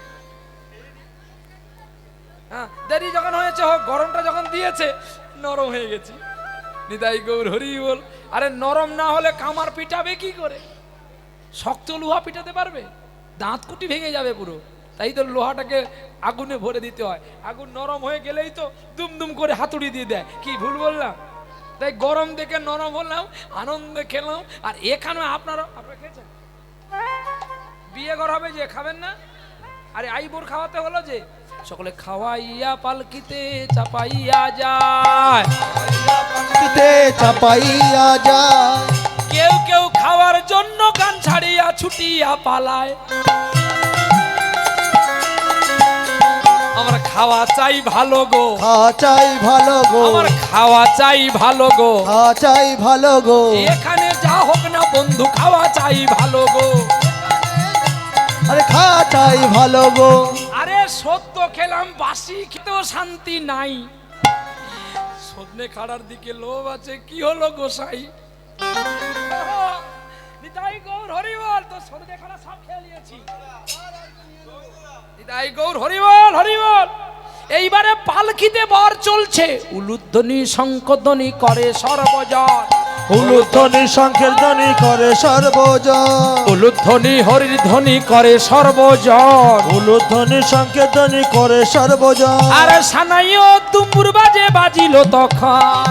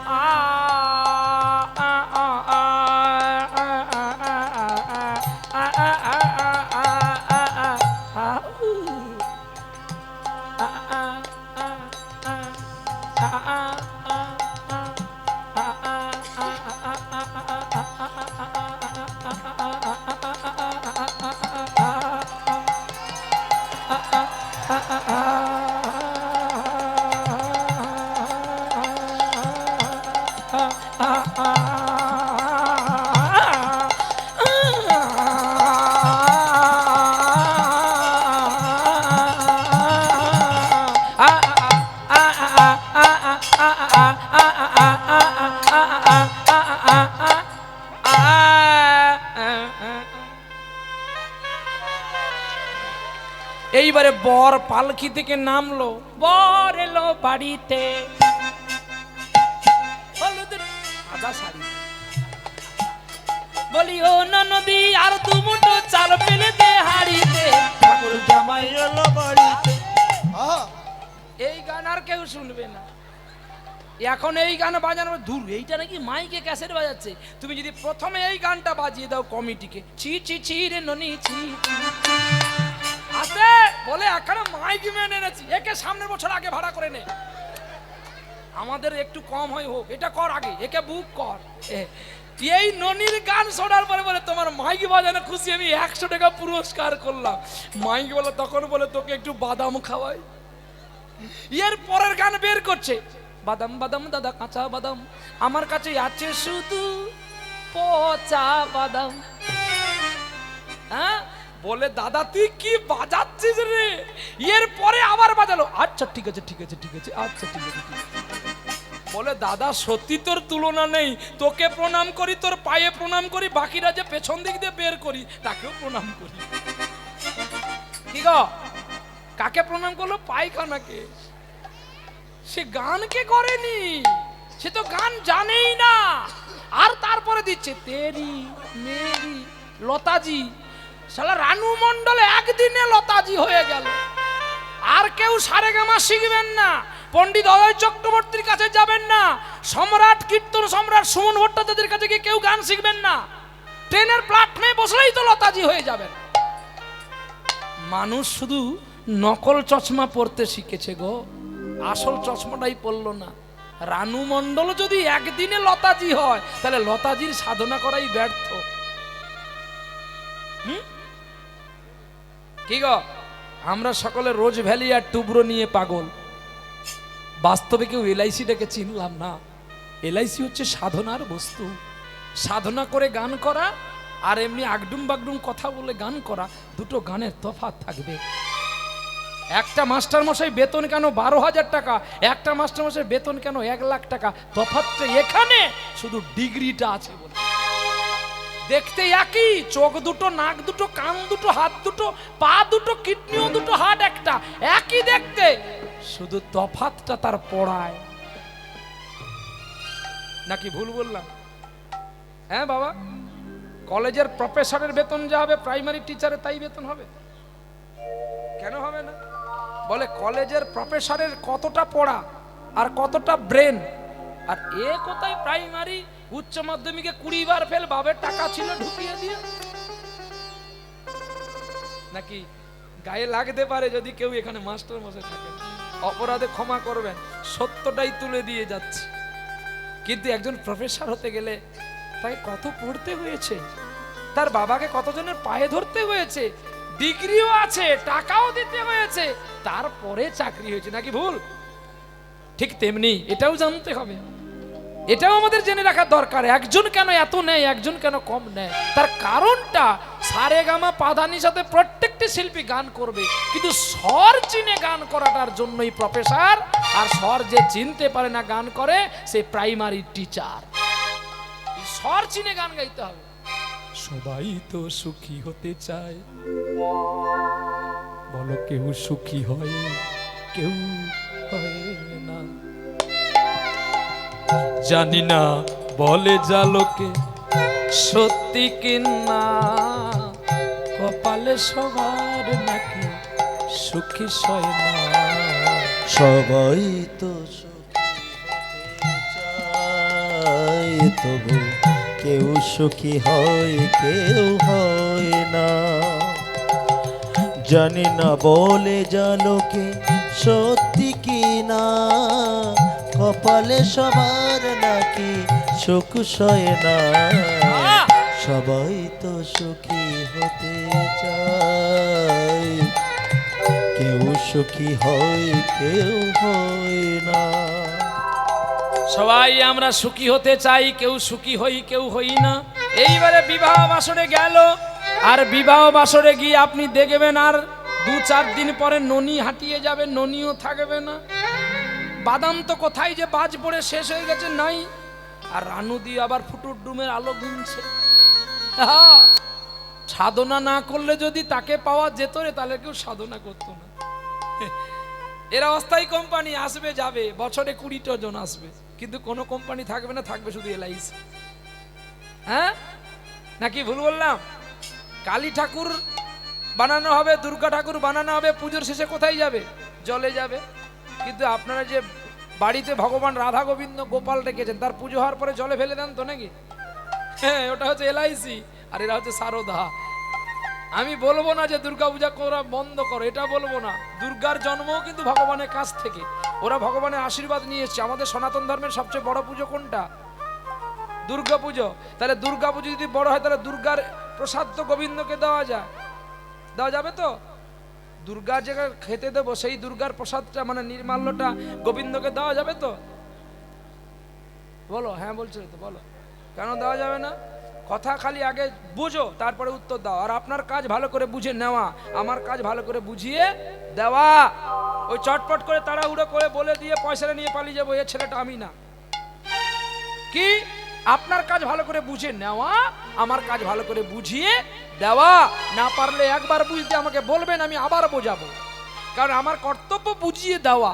আরে বুঝতে পারলে তো আপনি আমাকে আবার একবার ডাকবেন। আপনি যদি না বুঝতে পারলেন, তাহলে আপনার সময় নষ্ট, আপনার টাকা নষ্ট, আর আমিও যে রাখবো আমারও থাকবে না, ও আবার পালিয়ে যাবে। তাহলে আপনাকে ভালো করে বুঝে নিতে হবে। তাহলে দুর্গা দেবী যদি বড় হয়, তাহলে দুর্গার প্রসাদ কেন গোবিন্দ খায় না? দুর্গা বড় নয়, দুর্গা ছোট, বড় গোবিন্দ। তাই গোবিন্দের প্রসাদ সকল দেব দেবী পায়, কিন্তু সকল দেব দেবীর উচিষ্ঠ গোবিন্দ পায় না। তাহলে আমরা বড় বলি কেন? ওই 4 দিন 5 দিন পুজো হয় বলে এই জন্য আমরা তাকে বড় বলি, কিন্তু বাস্তবে বড় নয়। স্বামীর উচিষ্ঠ স্ত্রী খায়, স্ত্রীর উচিষ্ঠ স্বামী খায়, কিন্তু খেয়েছিল এক জায়গায়। কোথায়? শুধু জয়দেব গোস্বামী খেয়েছিলেন। কেন না, জয়দেব গোস্বামী এত শ্লোক লেখার পরেও যখন গোবিন্দকে পেল না, কিন্তু পদ্মা তুমি কি করে গোবিন্দকে পেলে? তাহলে তুমি ওই প্রসাদটাকে উচিষ্ঠ করে মহাপ্রসাদ করে আমাকে দাও, আমি ওই প্রসাদ একটু পাই, যদি তোমার কৃপায় আমি গোবিন্দকে পাই। এগুলো যে ভাবকান্তির কথা। এই ভাবকান্তিতে যেতে গেলে তাহলে আমাকে সময় যেতে হবে বাবা। তাই সঙ্গে সঙ্গে গিয়ে যেই মালা বদল হয়ে গেল, সবার সামনে ওই বাবাজি তার স্ত্রীকে প্রণাম করলো। সকলে হাসছে, এ কি পাগল ছেলে রে, স্ত্রীকে প্রণাম করছে। আর প্রণাম করে কেঁদে কেঁদে বলছে, বধূকে কি আর বলিব আমি, কি আর বলিব আমি, বধূ হে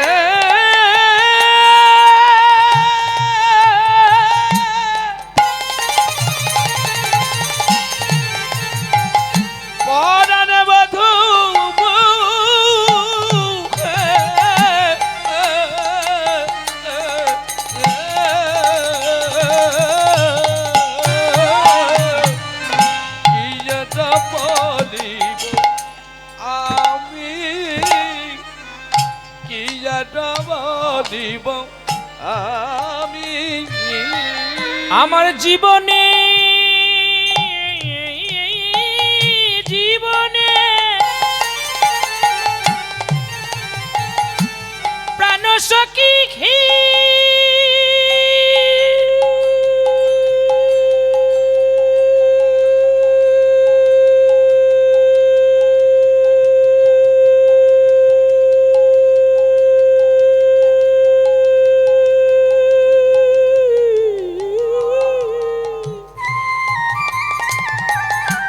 সখী আমার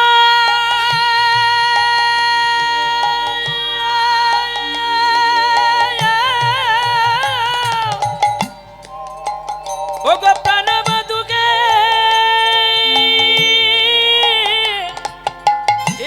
ও গো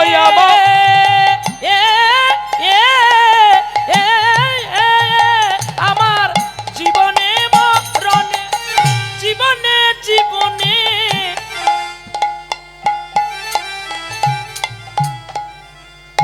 শুধু প্রাণনাথ হইও তুমি,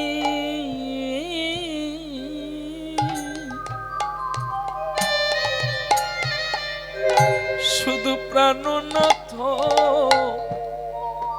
হইও তুমি। ওগো তোমার চরণ ছাড়া মোরে করো না গো, আমি সাধন ভজন কিছু জানি না গো। আমি সকলেরই আশা পূর্ণ করার জন্য তোমায় বিয়ে করলাম, আর তাই তোমার চরণে ধরলাম। জীবনে চলার পথে যদি অপরাধ হয় আমায় ক্ষমা তুমি আমায় করো জননী, অগ ক্ষমা করো জননী। আমি তোমার পুত্র, তুমি আমার হও জননী, আরে ক্ষমা করো জননী। ওই নিত্যের আদেশে আমার বাসুলি চলিল সহজ জানাবার তরে। যিনি লিখেছিলেন তিনি আমাদের মতো দেখতে ঠিকই, কিন্তু সাধারণ নয়, অসাধারণ কবি ছিলেন, যার নাম চণ্ডীদাস ঠাকুর। তিনি নিজে গিয়ে রজকিনীর রামের চরণ ধরে বলছে, গো শুনো রজকিনী রামী শুনো রোজ কিনি রামি তোমার ও দুটি চরণ প্রাণবধূকে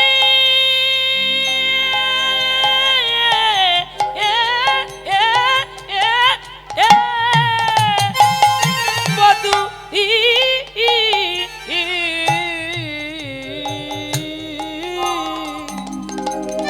তোমার এই দুটি চরণ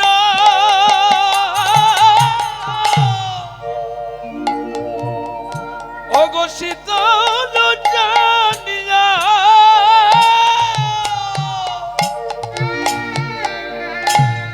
আজ শরণ নয়েছি আরে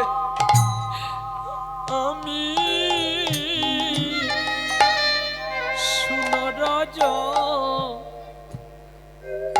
কিনিরামি আমি ব্রাহ্মণের ছেলে হয়েও তোমার কেন চরণে ধরি ওগো আমার কাছে তুমি শুধু আরে আমার রাই কিশোরী তাই আমি যে ব্রাহ্মণ হয়ে তোমার চতুর্থ দুনি একবার বদন ভরে সবাই মিলে বলো হরি হরি তুমি হও রাই কি ওগো তুমি যে হয় রাই কি সরি জয় রাধে শ্রী রাধে বলে করে জয় রাধে শ্রী রাধে বলে জয় রাধে শ্রী ও রাধে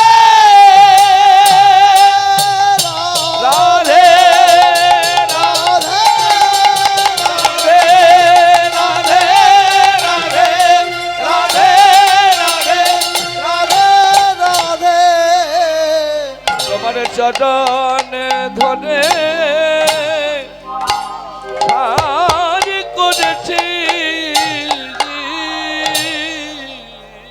দেখেছো প্রফেসরের ডিগ্রি দেখে নিলে তো বসে থাকে থাকে প্রফেসর যখন ঝাড়বে না শালা এক ঝাড়ে মরে যাবে প্রফেসরের ঝাড় দেখেছো তো বসে আছে আছে সুযোগ খুঁজছে কখন চাবল মারবে দিয়ে দিয়েছি উঠে পড়েছে প্রফেসর বলে স্যার তুই শহর আমি একটু ঝাড়ি তাই করো এই জন্য প্রফেসরের বেতন বেশি সে সব জায়গায় সরে না তো সে ঠিক বসে থাকে দেখবেন পণ্ডিত জন বিচার আসনে কিন্তু খটর খটর কথা বলে না যারা দেখবেন পুটিমা তারা খটর খটর কথা বলে আর যে পণ্ডিত সে লাস্টে কথাটা বলে উঠে যায় সকলের রেকচারে শোনার পরে দিয়ে চলে যায় তাই গৌরী তাহলে ব্রাহ্মণের ছেলে হয়ে কেন রজকিনী রামির পায়ে ধরলো বলে তুমি আমার রাই কিশোরী তাই আপনার যদি ভজন সাধন শিখবেন স্ত্রীকে বাড়িতে গিয়ে প্রণাম করবেন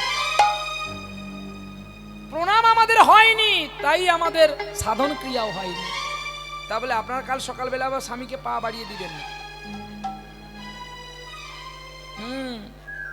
কায়দা আছে তো তাহলে কোন দিন প্রণাম করতে হবে এটা জানতে হবে নাকি বাবা প্রতিদিন প্রণাম করলে কি ফল পাবো তাহলে প্রতিদিন প্রণাম করলে যদি ফল পাওয়া যায় তাহলে প্রতিদিন তো মহাকুম্ভ স্নান হতো নাকি ব্যাখ্যা আসলো তো শাস্ত্র এবং বাহ্যিক আর প্রকাশ্যটাকে বিবেচনা করে ভাসমান চিত্ত করতে হয় তাতেই মানুষ বুঝতে পারবে তাতে তোমাকে একবার গায়ে আরেকবার ডাকবে বিবেক বৈচিত্র্য দেখো প্রতিদিন প্রণাম করলে যদি আমরা ফল পাবো তাহলে প্রতিদিন তো ত্রিবেণীতে গিয়ে চান করলে কুম্ভ স্নান পাবো প্রতিদিন তো মকর সংক্রান্তি বাদ দিয়ে আমরা কপিল মুনির কাছে গেলে স্নান করলে ফল পাবো কি তাহলে তিথি থাকতো তিথিটি হচ্ছে 27 দিনের পরের তিথি 3টি দিন ত্রিবেণী সঙ্গম বলে তো মহাকুম্ভ হয় 144 বছর পরে পড়েছিল মহাকুম্ভ আর 12 বছর পরে হয় কুম্ভ আর প্রতি বছর হয় অর্ধ কুম্ভ কিন্তু আজকে আমাদের জানতে হবে যে ত্রিবেণী সঙ্গমটা কোন দিন রতিক্রিয়া যোগ মায়েদের যেদিন রজস্থলা হয় রতিক্রিয়া যোগ ওই রতিক্রিয়া যোগে স্ত্রীকে ভক্তি যোগে পুজো করতে হয় আর ভক্তির জ্ঞানে দেখতে হয় কারণ ওই রতিক্রিয়া যোগে বিষ্ণু জানে না বলে সঙ্গম করে দিয়েছিল বলে তাই ভগবানের ঔরসে একটা ছেলে হয়েছিল যার নাম নরকাসুর আর সেই নরকাসুরকে ভগবান নিজেই সুদর্শন দিয়ে মেরে দিয়েছিলেন, কারণ ও আমার ছেলে হতে পারে কিন্তু ও তো রাক্ষস। সেটা আলাদা দিক, সেটার কথা ছেড়ে দাও। যদি আবার কোনোদিন আসি তখন বলে দিয়ে যাব, নিতাই গৌর হরি বল। আর বাকি 27টি দিন নারী হয়ে তোমরা স্বামীকে প্রণাম করবে। এই হলো পুণ্য স্নান। যার স্বামী স্ত্রী ভালো তার সংসার কিন্তু দেখবেন ভালো। ভালো মেয়ে বিয়ে করলে যে তোমার সংসার ভালো হবে সেটা কিন্তু কেবলমাত্র 420 কথা। তাহলে ভালো মেয়ে বিয়ে করি কেন? আরে মোটর সাইকেল নিয়ে ঘুরবো বলে। কেউ কেউ দেখাবার জন্য বিয়ে করে, কেউ আবার সাধনের জন্য বিয়ে করে। আমার কথা গায়ে লাগতে পারে, আমি প্রথমে বলেছি না আমি জিসিবি পড়বো, যখন মাটি তুলবো সে সোনা থাকলে পাবি, রূপো থাকলে পাবি, লোহা থাকলেও পাবি, ইট থাকলেও পাবি। আমরা সুন্দরী মেয়ে বিয়ে করি না। সুন্দরী মেয়ে বিয়ে করে কতদিন রাখবি? ঠোঁট পালিশ কিনে দিতে পারবি তো? প্রতিদিন বিউটি পার্লার যাবে, তোর ট্যাপে পয়সা আছে তো? নাহলে শালা তোর টুই চিরে পালাবে। কিন্তু কালো ঝাঁপড়ি দেখে হবি, তার কোনো সাজগুজ নাই, আর তাকে দেখে কেউ লোভও করবে না। কিন্তু তুই যদি পালিয়ে যাস কীর্তনে, তোর বউর প্রতি অন্যজনের লোভ চলে গেছে। রাধে রাধে। তোর টাকাও নেবে, গাড়ি নেবে, বাড়ি নেবে, পরে তোর নামে কেস করবে, তুই থানায় থাকবি, সে তার পালাবে। এটা আমার কথা নয়, তুলসী দাস লিখে গেছে। গ্রন্থটির নাম রামচরিত মানস। গ্রন্থটা দেখে নিবেন, পড়ে নিবেন, পরে আমাকে ফোন করে নিবেন। যদি ভুল সিদ্ধান্ত দিয়ে যাই আপনার যা সারা মেনে নেবেন। ওই শ্লোকে রামচরিত মানস গ্রন্থেতে লেখা আছে, সাজকাই তো মারে লাঠা। সত্যি কথা বললে আমাকে লাঠি দিয়ে পিটাবেন। এ জগতে যে খুন খারাপি করবে, যে বদমাশি করবে, তাকেই গলায় মালা দিয়ে বলবে এই সমাজসেবী। ধর্মের কল খুব কঠিন, ধর্ম খুব ধিকি ধিকি করে চলছে, কিন্তু যে কীর্তন করছে, যে প্রবচন করছে, যে মানুষটা প্রতিদিন বাড়িতে ভিক্ষা করে গোবিন্দ সেবা দিচ্ছে, গ্রামে গ্রামে হরিনামের পরিক্রমা করছে, তার প্রাধান্য কেউ দেবে না। সাজকাই তো লারে মারটা, সত্যি কথা বললে মার খাবি, যত মিথ্যা কথা বলবি তোকে মালা পরাবো।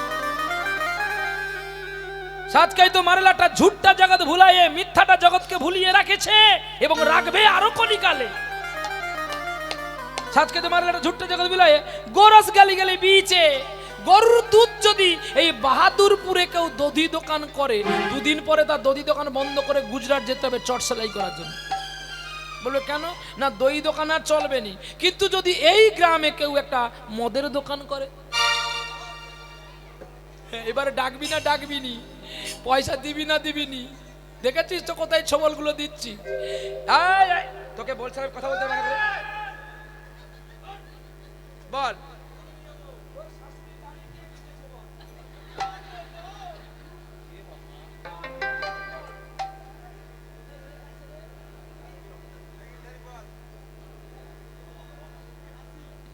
আর তার হাসি দেখ, ওরা তোর শাশুড়ির মতো, দেখছিস তোর শাশুড়ি এরকম হাসে। তোর শাশুড়ি দাঁত পড়ে গেছে।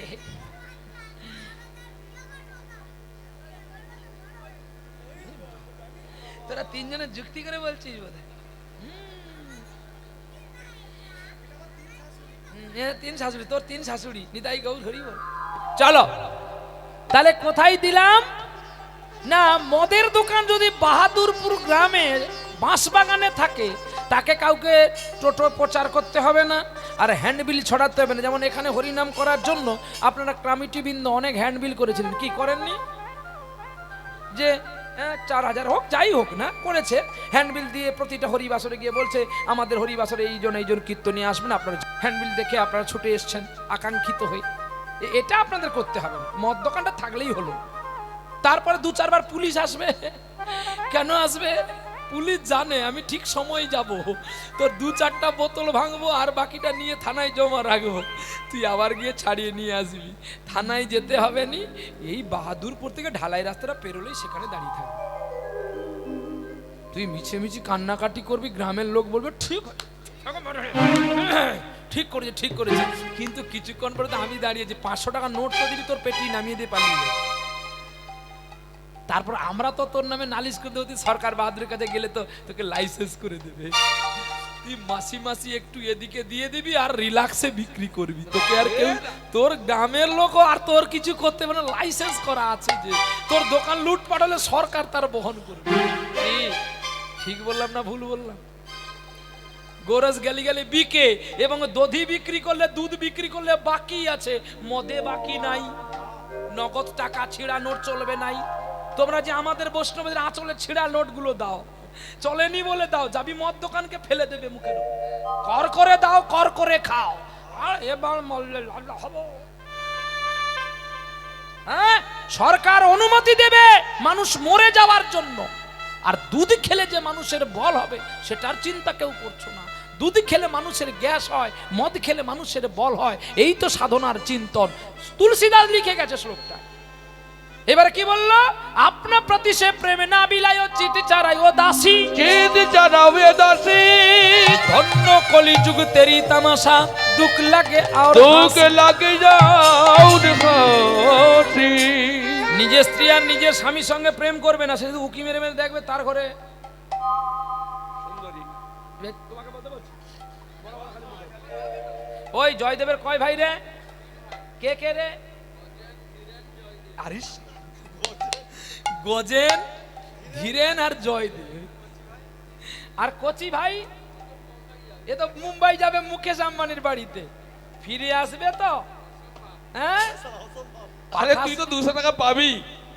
তাই গৌর হরি বলছে ওর দু ভাই, এ বড় ভাই, সে ছোট ভাই যিনি হারমোনিয়াম বাজাচ্ছেন। তো বলছে ভাই রে, এ কীর্তন দলে আর ক টাকা পাবো, তার চেয়ে চল পালিয়ে চল, মুকেশ আম্বানির বৌমাকে লক্ষ্য করে রাখবো, অনেক টাকা পাবো। তুই থাকবি 4 তলায়, আমি থাকবো নিচ তলায়, কোনো কিছু হলে তুই হুইসের বাজাবি আর আমি এখান থেকে ঢিল ছুড়ে দেবো, দুই ভাই বেঁচে যাবো। যাকে 1 বছরে যা রোজগার হবে, ঘর তো ভাঙা হয়ে গেছে, পাকার বাড়িটা আবার হয়ে যাবে। এর যুক্তি করে যে জ্যৈষ্ঠ মাসে পালিয়ে যাবে, এই জন্য এদের টাকা আমি আটকে রাখছি। যদি পালিয়ে যাই সিজন তো শেষ হবে না কি বাবা, তখন আমি ফাপড়ে পড়বো। এই জন্য হারা ধন আর গোবর্ধন, হ্যাঁ, এদেরকে ছাড়া যাবে? ছাড়া যাবে না। নিতাই গৌর হরি বল। এইবারে বুঝতে পারলেন তো যে সাজকাই তো মারেল, একটা সত্যি কথা বলবেন আপনারা সবাই মিলে, আমি এটাও আপনাদের বলে যাচ্ছি, তবে সব জায়গায় বলবেন না। সত্যি কথা বলবেন আপনারা, কিন্তু সব জায়গায় সত্যি কথাটা প্রযোজিত করবেন না, পাছে আপনার দেহ নিধন হতে পারে। কলিযুগ না, সত্যি কথা চলবে না। আপনি দেখেছেন ভালো, চুপ করে যান, জিজ্ঞাসা করলে বলবেন আমি কিছু দেখিনি, তাতে আপনি প্রাণে বাঁচবেন। আবার পরের শ্লোকে বলছে গোকা দোকে কুত্তা পুষে, মানে গরুর দুধ, গরুর বাছুর হয়েছে বলে তার দুধ দেখে কলকাতা থেকে কুকুর বাচ্চা এনে পোষণ করলাম। গোকা দোকে কুত্তা পুষে, উস্কা বাছুর রাইয়ে ভুক্ষা, মানে বাছুরকে আর দুধ দিচ্ছে না। আর শালা সামন্দিকেও আচ্ছা খিলায়ও, মেরা মা বাপকে রাখি রুখা। দেখছো তুলসীদাস কত সুন্দর শ্লোকটা লিখেছে। হ্যাঁ, কুকুরের দুধকে খাওয়াবে বলে, মানে বাছুরের দুধ খাওয়াবে বলে কুকুরটাকে বাঁচালো, অথচ বাছুরটা মরে গেল। আর আমরা 2 দিন বিবাহ করে শালা সম্বন্ধী শ্বশুরকে ভালো মন্দ খাওয়ালাম, অথচ বাবা মাকে দুটো খেতে দিলাম না। অথচ আমরা বুক ফুলিয়ে ফুলিয়ে বেড়াই আমি নাকি সমাজসেবী। তুই মরলে যে কোন ভাগাড়ে পড়বি তারও ঠিকানা নেই। বলে তোর জন্য বৃদ্ধাশ্রম নাই, দাঁড়া একটু পরে বুঝতে পারবি, তোর ছেলে বড় হোক। এই জন্য ভগবান বলে বাবা মার মতো বন্ধু আর বিশ্বে কেউ নাই, এদের চরণ সেবা ব্যতীত কোনোদিন ভগবান পাবেন নাই। নিতাই গৌর প্রেমানন্দে হরি বল হরি বল। গ্রন্থটির নাম নারদ পঞ্চরত্ন। আস্তে, গ্রন্থটির নাম নারদ পঞ্চরত্ন। এই নারদ পঞ্চরত্নে ভগবানকে প্রশ্ন করলেন নারদ ঋষি, বলছে প্রভু জগৎবাসী যে এত হরি সংকীর্তন করছে, এত তোমার পূজা অর্চন করছে, তুমি ওদের দেখা দিচ্ছ না কেন? তখন নারদের কথা শুনে ভগবান বলছে ওরা তো চোর, ওদের কি করে আমি দেখা দেব? বলে চোর? বলে হ্যাঁ ওরা চোর। বলে কিসের চোর? না ওরা বাবা মাকে খেতে দেওয়ার ভয়ে তো মহারাজ হয়ে গেছে, ওরা জগতের সেবা করার ভয়ে তো এখানে গুরুদেব সেজে বসে। তাহলে ও যদি বাবা মাকে ঘৃণা করে আমার কাছে আসে, আমার সেবা করে যদি কিছু খায়, তাহলে ভবিষ্যতে আশ্রম যদি কোনোদিন দুর্বল হয়, এই পিতলের রাধা গোবিন্দকে বিক্রি করতে ওর কোনো দ্বিধাবোধ নাই। তাহলে ওর ডাকে আমি আসবো কি করে? দেখছো ব্যাখ্যা, দেখেছো? শাস্ত্র এই জন্য পড়তে হয় বাবা, আর শাস্ত্র পড়ে সচ্চিত্ত ভক্তের কাছে এই কথাগুলো বহিঃপ্রকাশ করতে হয়। এই জন্য তুমি যতই যাও মন্দির মসজিদ, যতই করো গঙ্গা স্নান, বাবা মাকে যদি ভালো না বাসো, তোমার হবে না খুশি ভগবান। তাই বলি, পুনর্বার করজোড়ে বলি, আপনারা যদি ভুল করে থাকেন ফিরে আসুন পুনর্পথে, বাবা মায়ের সেবা করুন এবং স্ত্রীকেও ভালোবাসুন। আমি বলবো না যে বাবা মার জন্য স্ত্রীকে ডিভোর্স করে দেন, বাদ দিয়ে দেন, বাড়ি থেকে বের করে দেন, আর স্ত্রীর কথা শুনে বাবা মাকে খেতে দেবেন না, এটাও আমি বলবো না। এই তিনজনকে দূরে দূরে সরাও তো, দূরে দূরে সরাও। এর তিনজন খুব কথা বলছে। হ্যাঁ, তিনজন আলাদা আলাদা বস মা, তিনজন আলাদা আলাদা বস। তাই বললেন, আপনা প্রতি সে প্রেম না বিলায় চিত চারায় দাসী, ধন্য কলিযুগ তেরি তামাশা দুগ লাগোর হাসি। তাই বিবাহ বাসরে প্রণতি করলেন স্ত্রীকে, এবার প্রণতি করে পরের দিন সকালে বেলায় পালকি চড়ে বাড়ি এসেছে। ঠিক কিছুদিনই যায়, আর ওই বাবাজি তিনি ভিক্ষা করে আর খায়। ভগবান দূর থেকে চিন্তা করলো, তোকে তো আমি ত্যাগী করবো বলেছিলাম, তুই কেন ভোগী হলি? একদিন রাতের গভীর অন্ধকারে স্ত্রীর বুকের যন্ত্রণা হলো, আর সেই যন্ত্রণায় স্ত্রী দেখো চিরবিদায় নিল। চিরবিদায় নিল। কি গো, দুঃখ ছিল, ভালো ছিল, দুঃখের পরে একটু সুখ এসে যখন আবার ওই সুখটা চলে যায় না, তখন অনেক বেশি কষ্ট হয়। আমরা অন্ধকার থেকে আলোয় আসলাম। অন্ধকার কোথায় ছিলাম? মায়ের গর্ভের ভেতরে। সেখানে লাইট ছিল, আলো ছিল, মায়ের গর্ভের ভেতরে আলো ছিল। কি গো, ছিল কি? তাহলে এই অন্ধকার থেকে যখন আমরা আলোয় আসলাম, এই আলো থেকে যখন আমাদের আবার মরণটা হবে, অন্ধকার, মরণ মানে অন্ধকার, আর জীবন মানে আলো। জন্ম মানে আলো, মরণ মানে অন্ধকার। তাহলে যখন এই আলো থেকে আবার আমাদের অন্ধকারে যেতে হবে, কার না কষ্ট হবে বলুন তো? তাই স্ত্রী চলে গেছে বলে বাবাজি খুব কাঁদছে। ওগো সনকা, তোমাকে আমি এত ভালোবাসলাম, জীবনে তো আমি কোনোদিন কত সুখ পাইনি, তোমাকে দেখেই আমি আমার জীবনের পথটা শুরু করেছিলাম।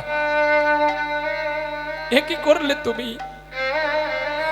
কেন বা এলে, আর কেন বা আমায় কষ্ট দিয়ে তুমি চলে গেলে? বড় আমি একা হয়ে গেলাম গো,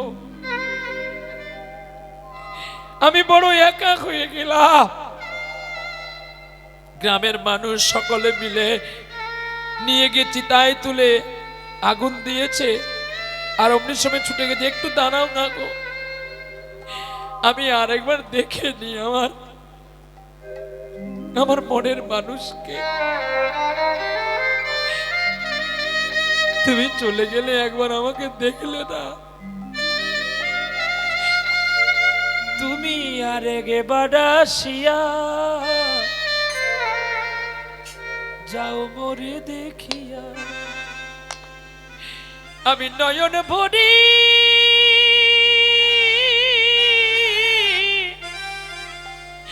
একবার দেখতে চাই। আমার ভাবের গুলি উল্টো মারে, পোড়া কপাল বুঝে নাই। তুমি আরেকবার আসিয়া যাও মোরে দেখিয়া, তুমি আরেকবার আসিয়া যাও মোরে দেখিয়া, আমি নয়ন ভরে একবার দেখতে চাই। ভবের গলি উল্টো মারে, পড়া কপাল পড়ে নাই। আরেকবার আসিয়া যাও মোরে দেখিয়া, তুমি আরেকবার আসিয়া যাও মোরে দেখিয়া। না পারিলাম কানতে আমি, না পারিলাম হাসতে, না পারিলাম প্রেম প্রীতি সহিনী গাঙে ভাসতে। কত দেশ বিদেশে ঘুরে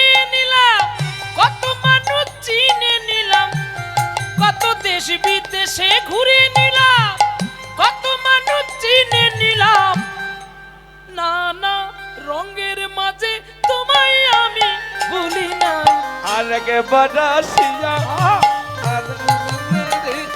তুমি তুমি আরেকবার আসিয়া যাও মনে দেখিয়া আমি নয়ন বুড়ি তোমায় একেবারে দেখতে চাই। তুমি আরেকবার আসিয়া যাও মনে দেখিয়া। ওগো সনকা, তুমি চলে গেলে আমায় একবার দেখলে না? আহা, নয়ন জলে বুক ভাসাচ্ছে গো। আর তুমি চলে গেলে আমায় যদি নিয়ে যেতে আমি খুশি হতাম। চিতার সামনে দাঁড়িয়ে দাঁড়িয়ে কাঁদছে গো। পিঞ্জর খুলে দিয়েছি, যা কথা বলার সবই বলে দিয়েছি। যারে যারে উড়ে যা, যারে যারে উড়ে যা। পিঞ্জর খুলে দিয়েছি,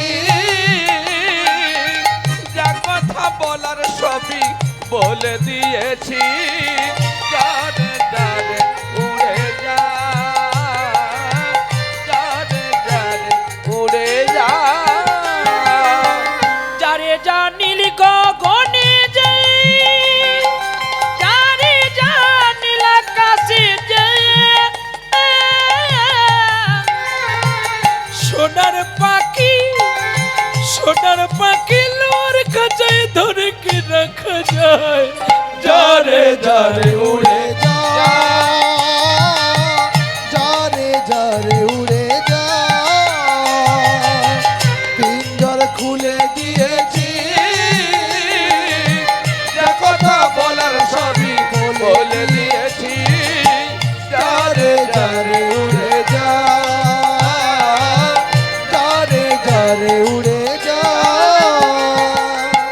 কতদিন থাকবি পাখি খাঁচার ভিতরে, একদিন খাঁচা ছেড়ে যাবি রে উড়ে।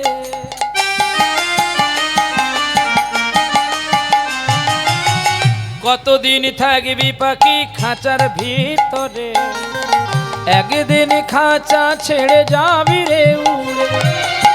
যারে যা নীল গগনে যায়, যারে যা নীল আকাশে যায়।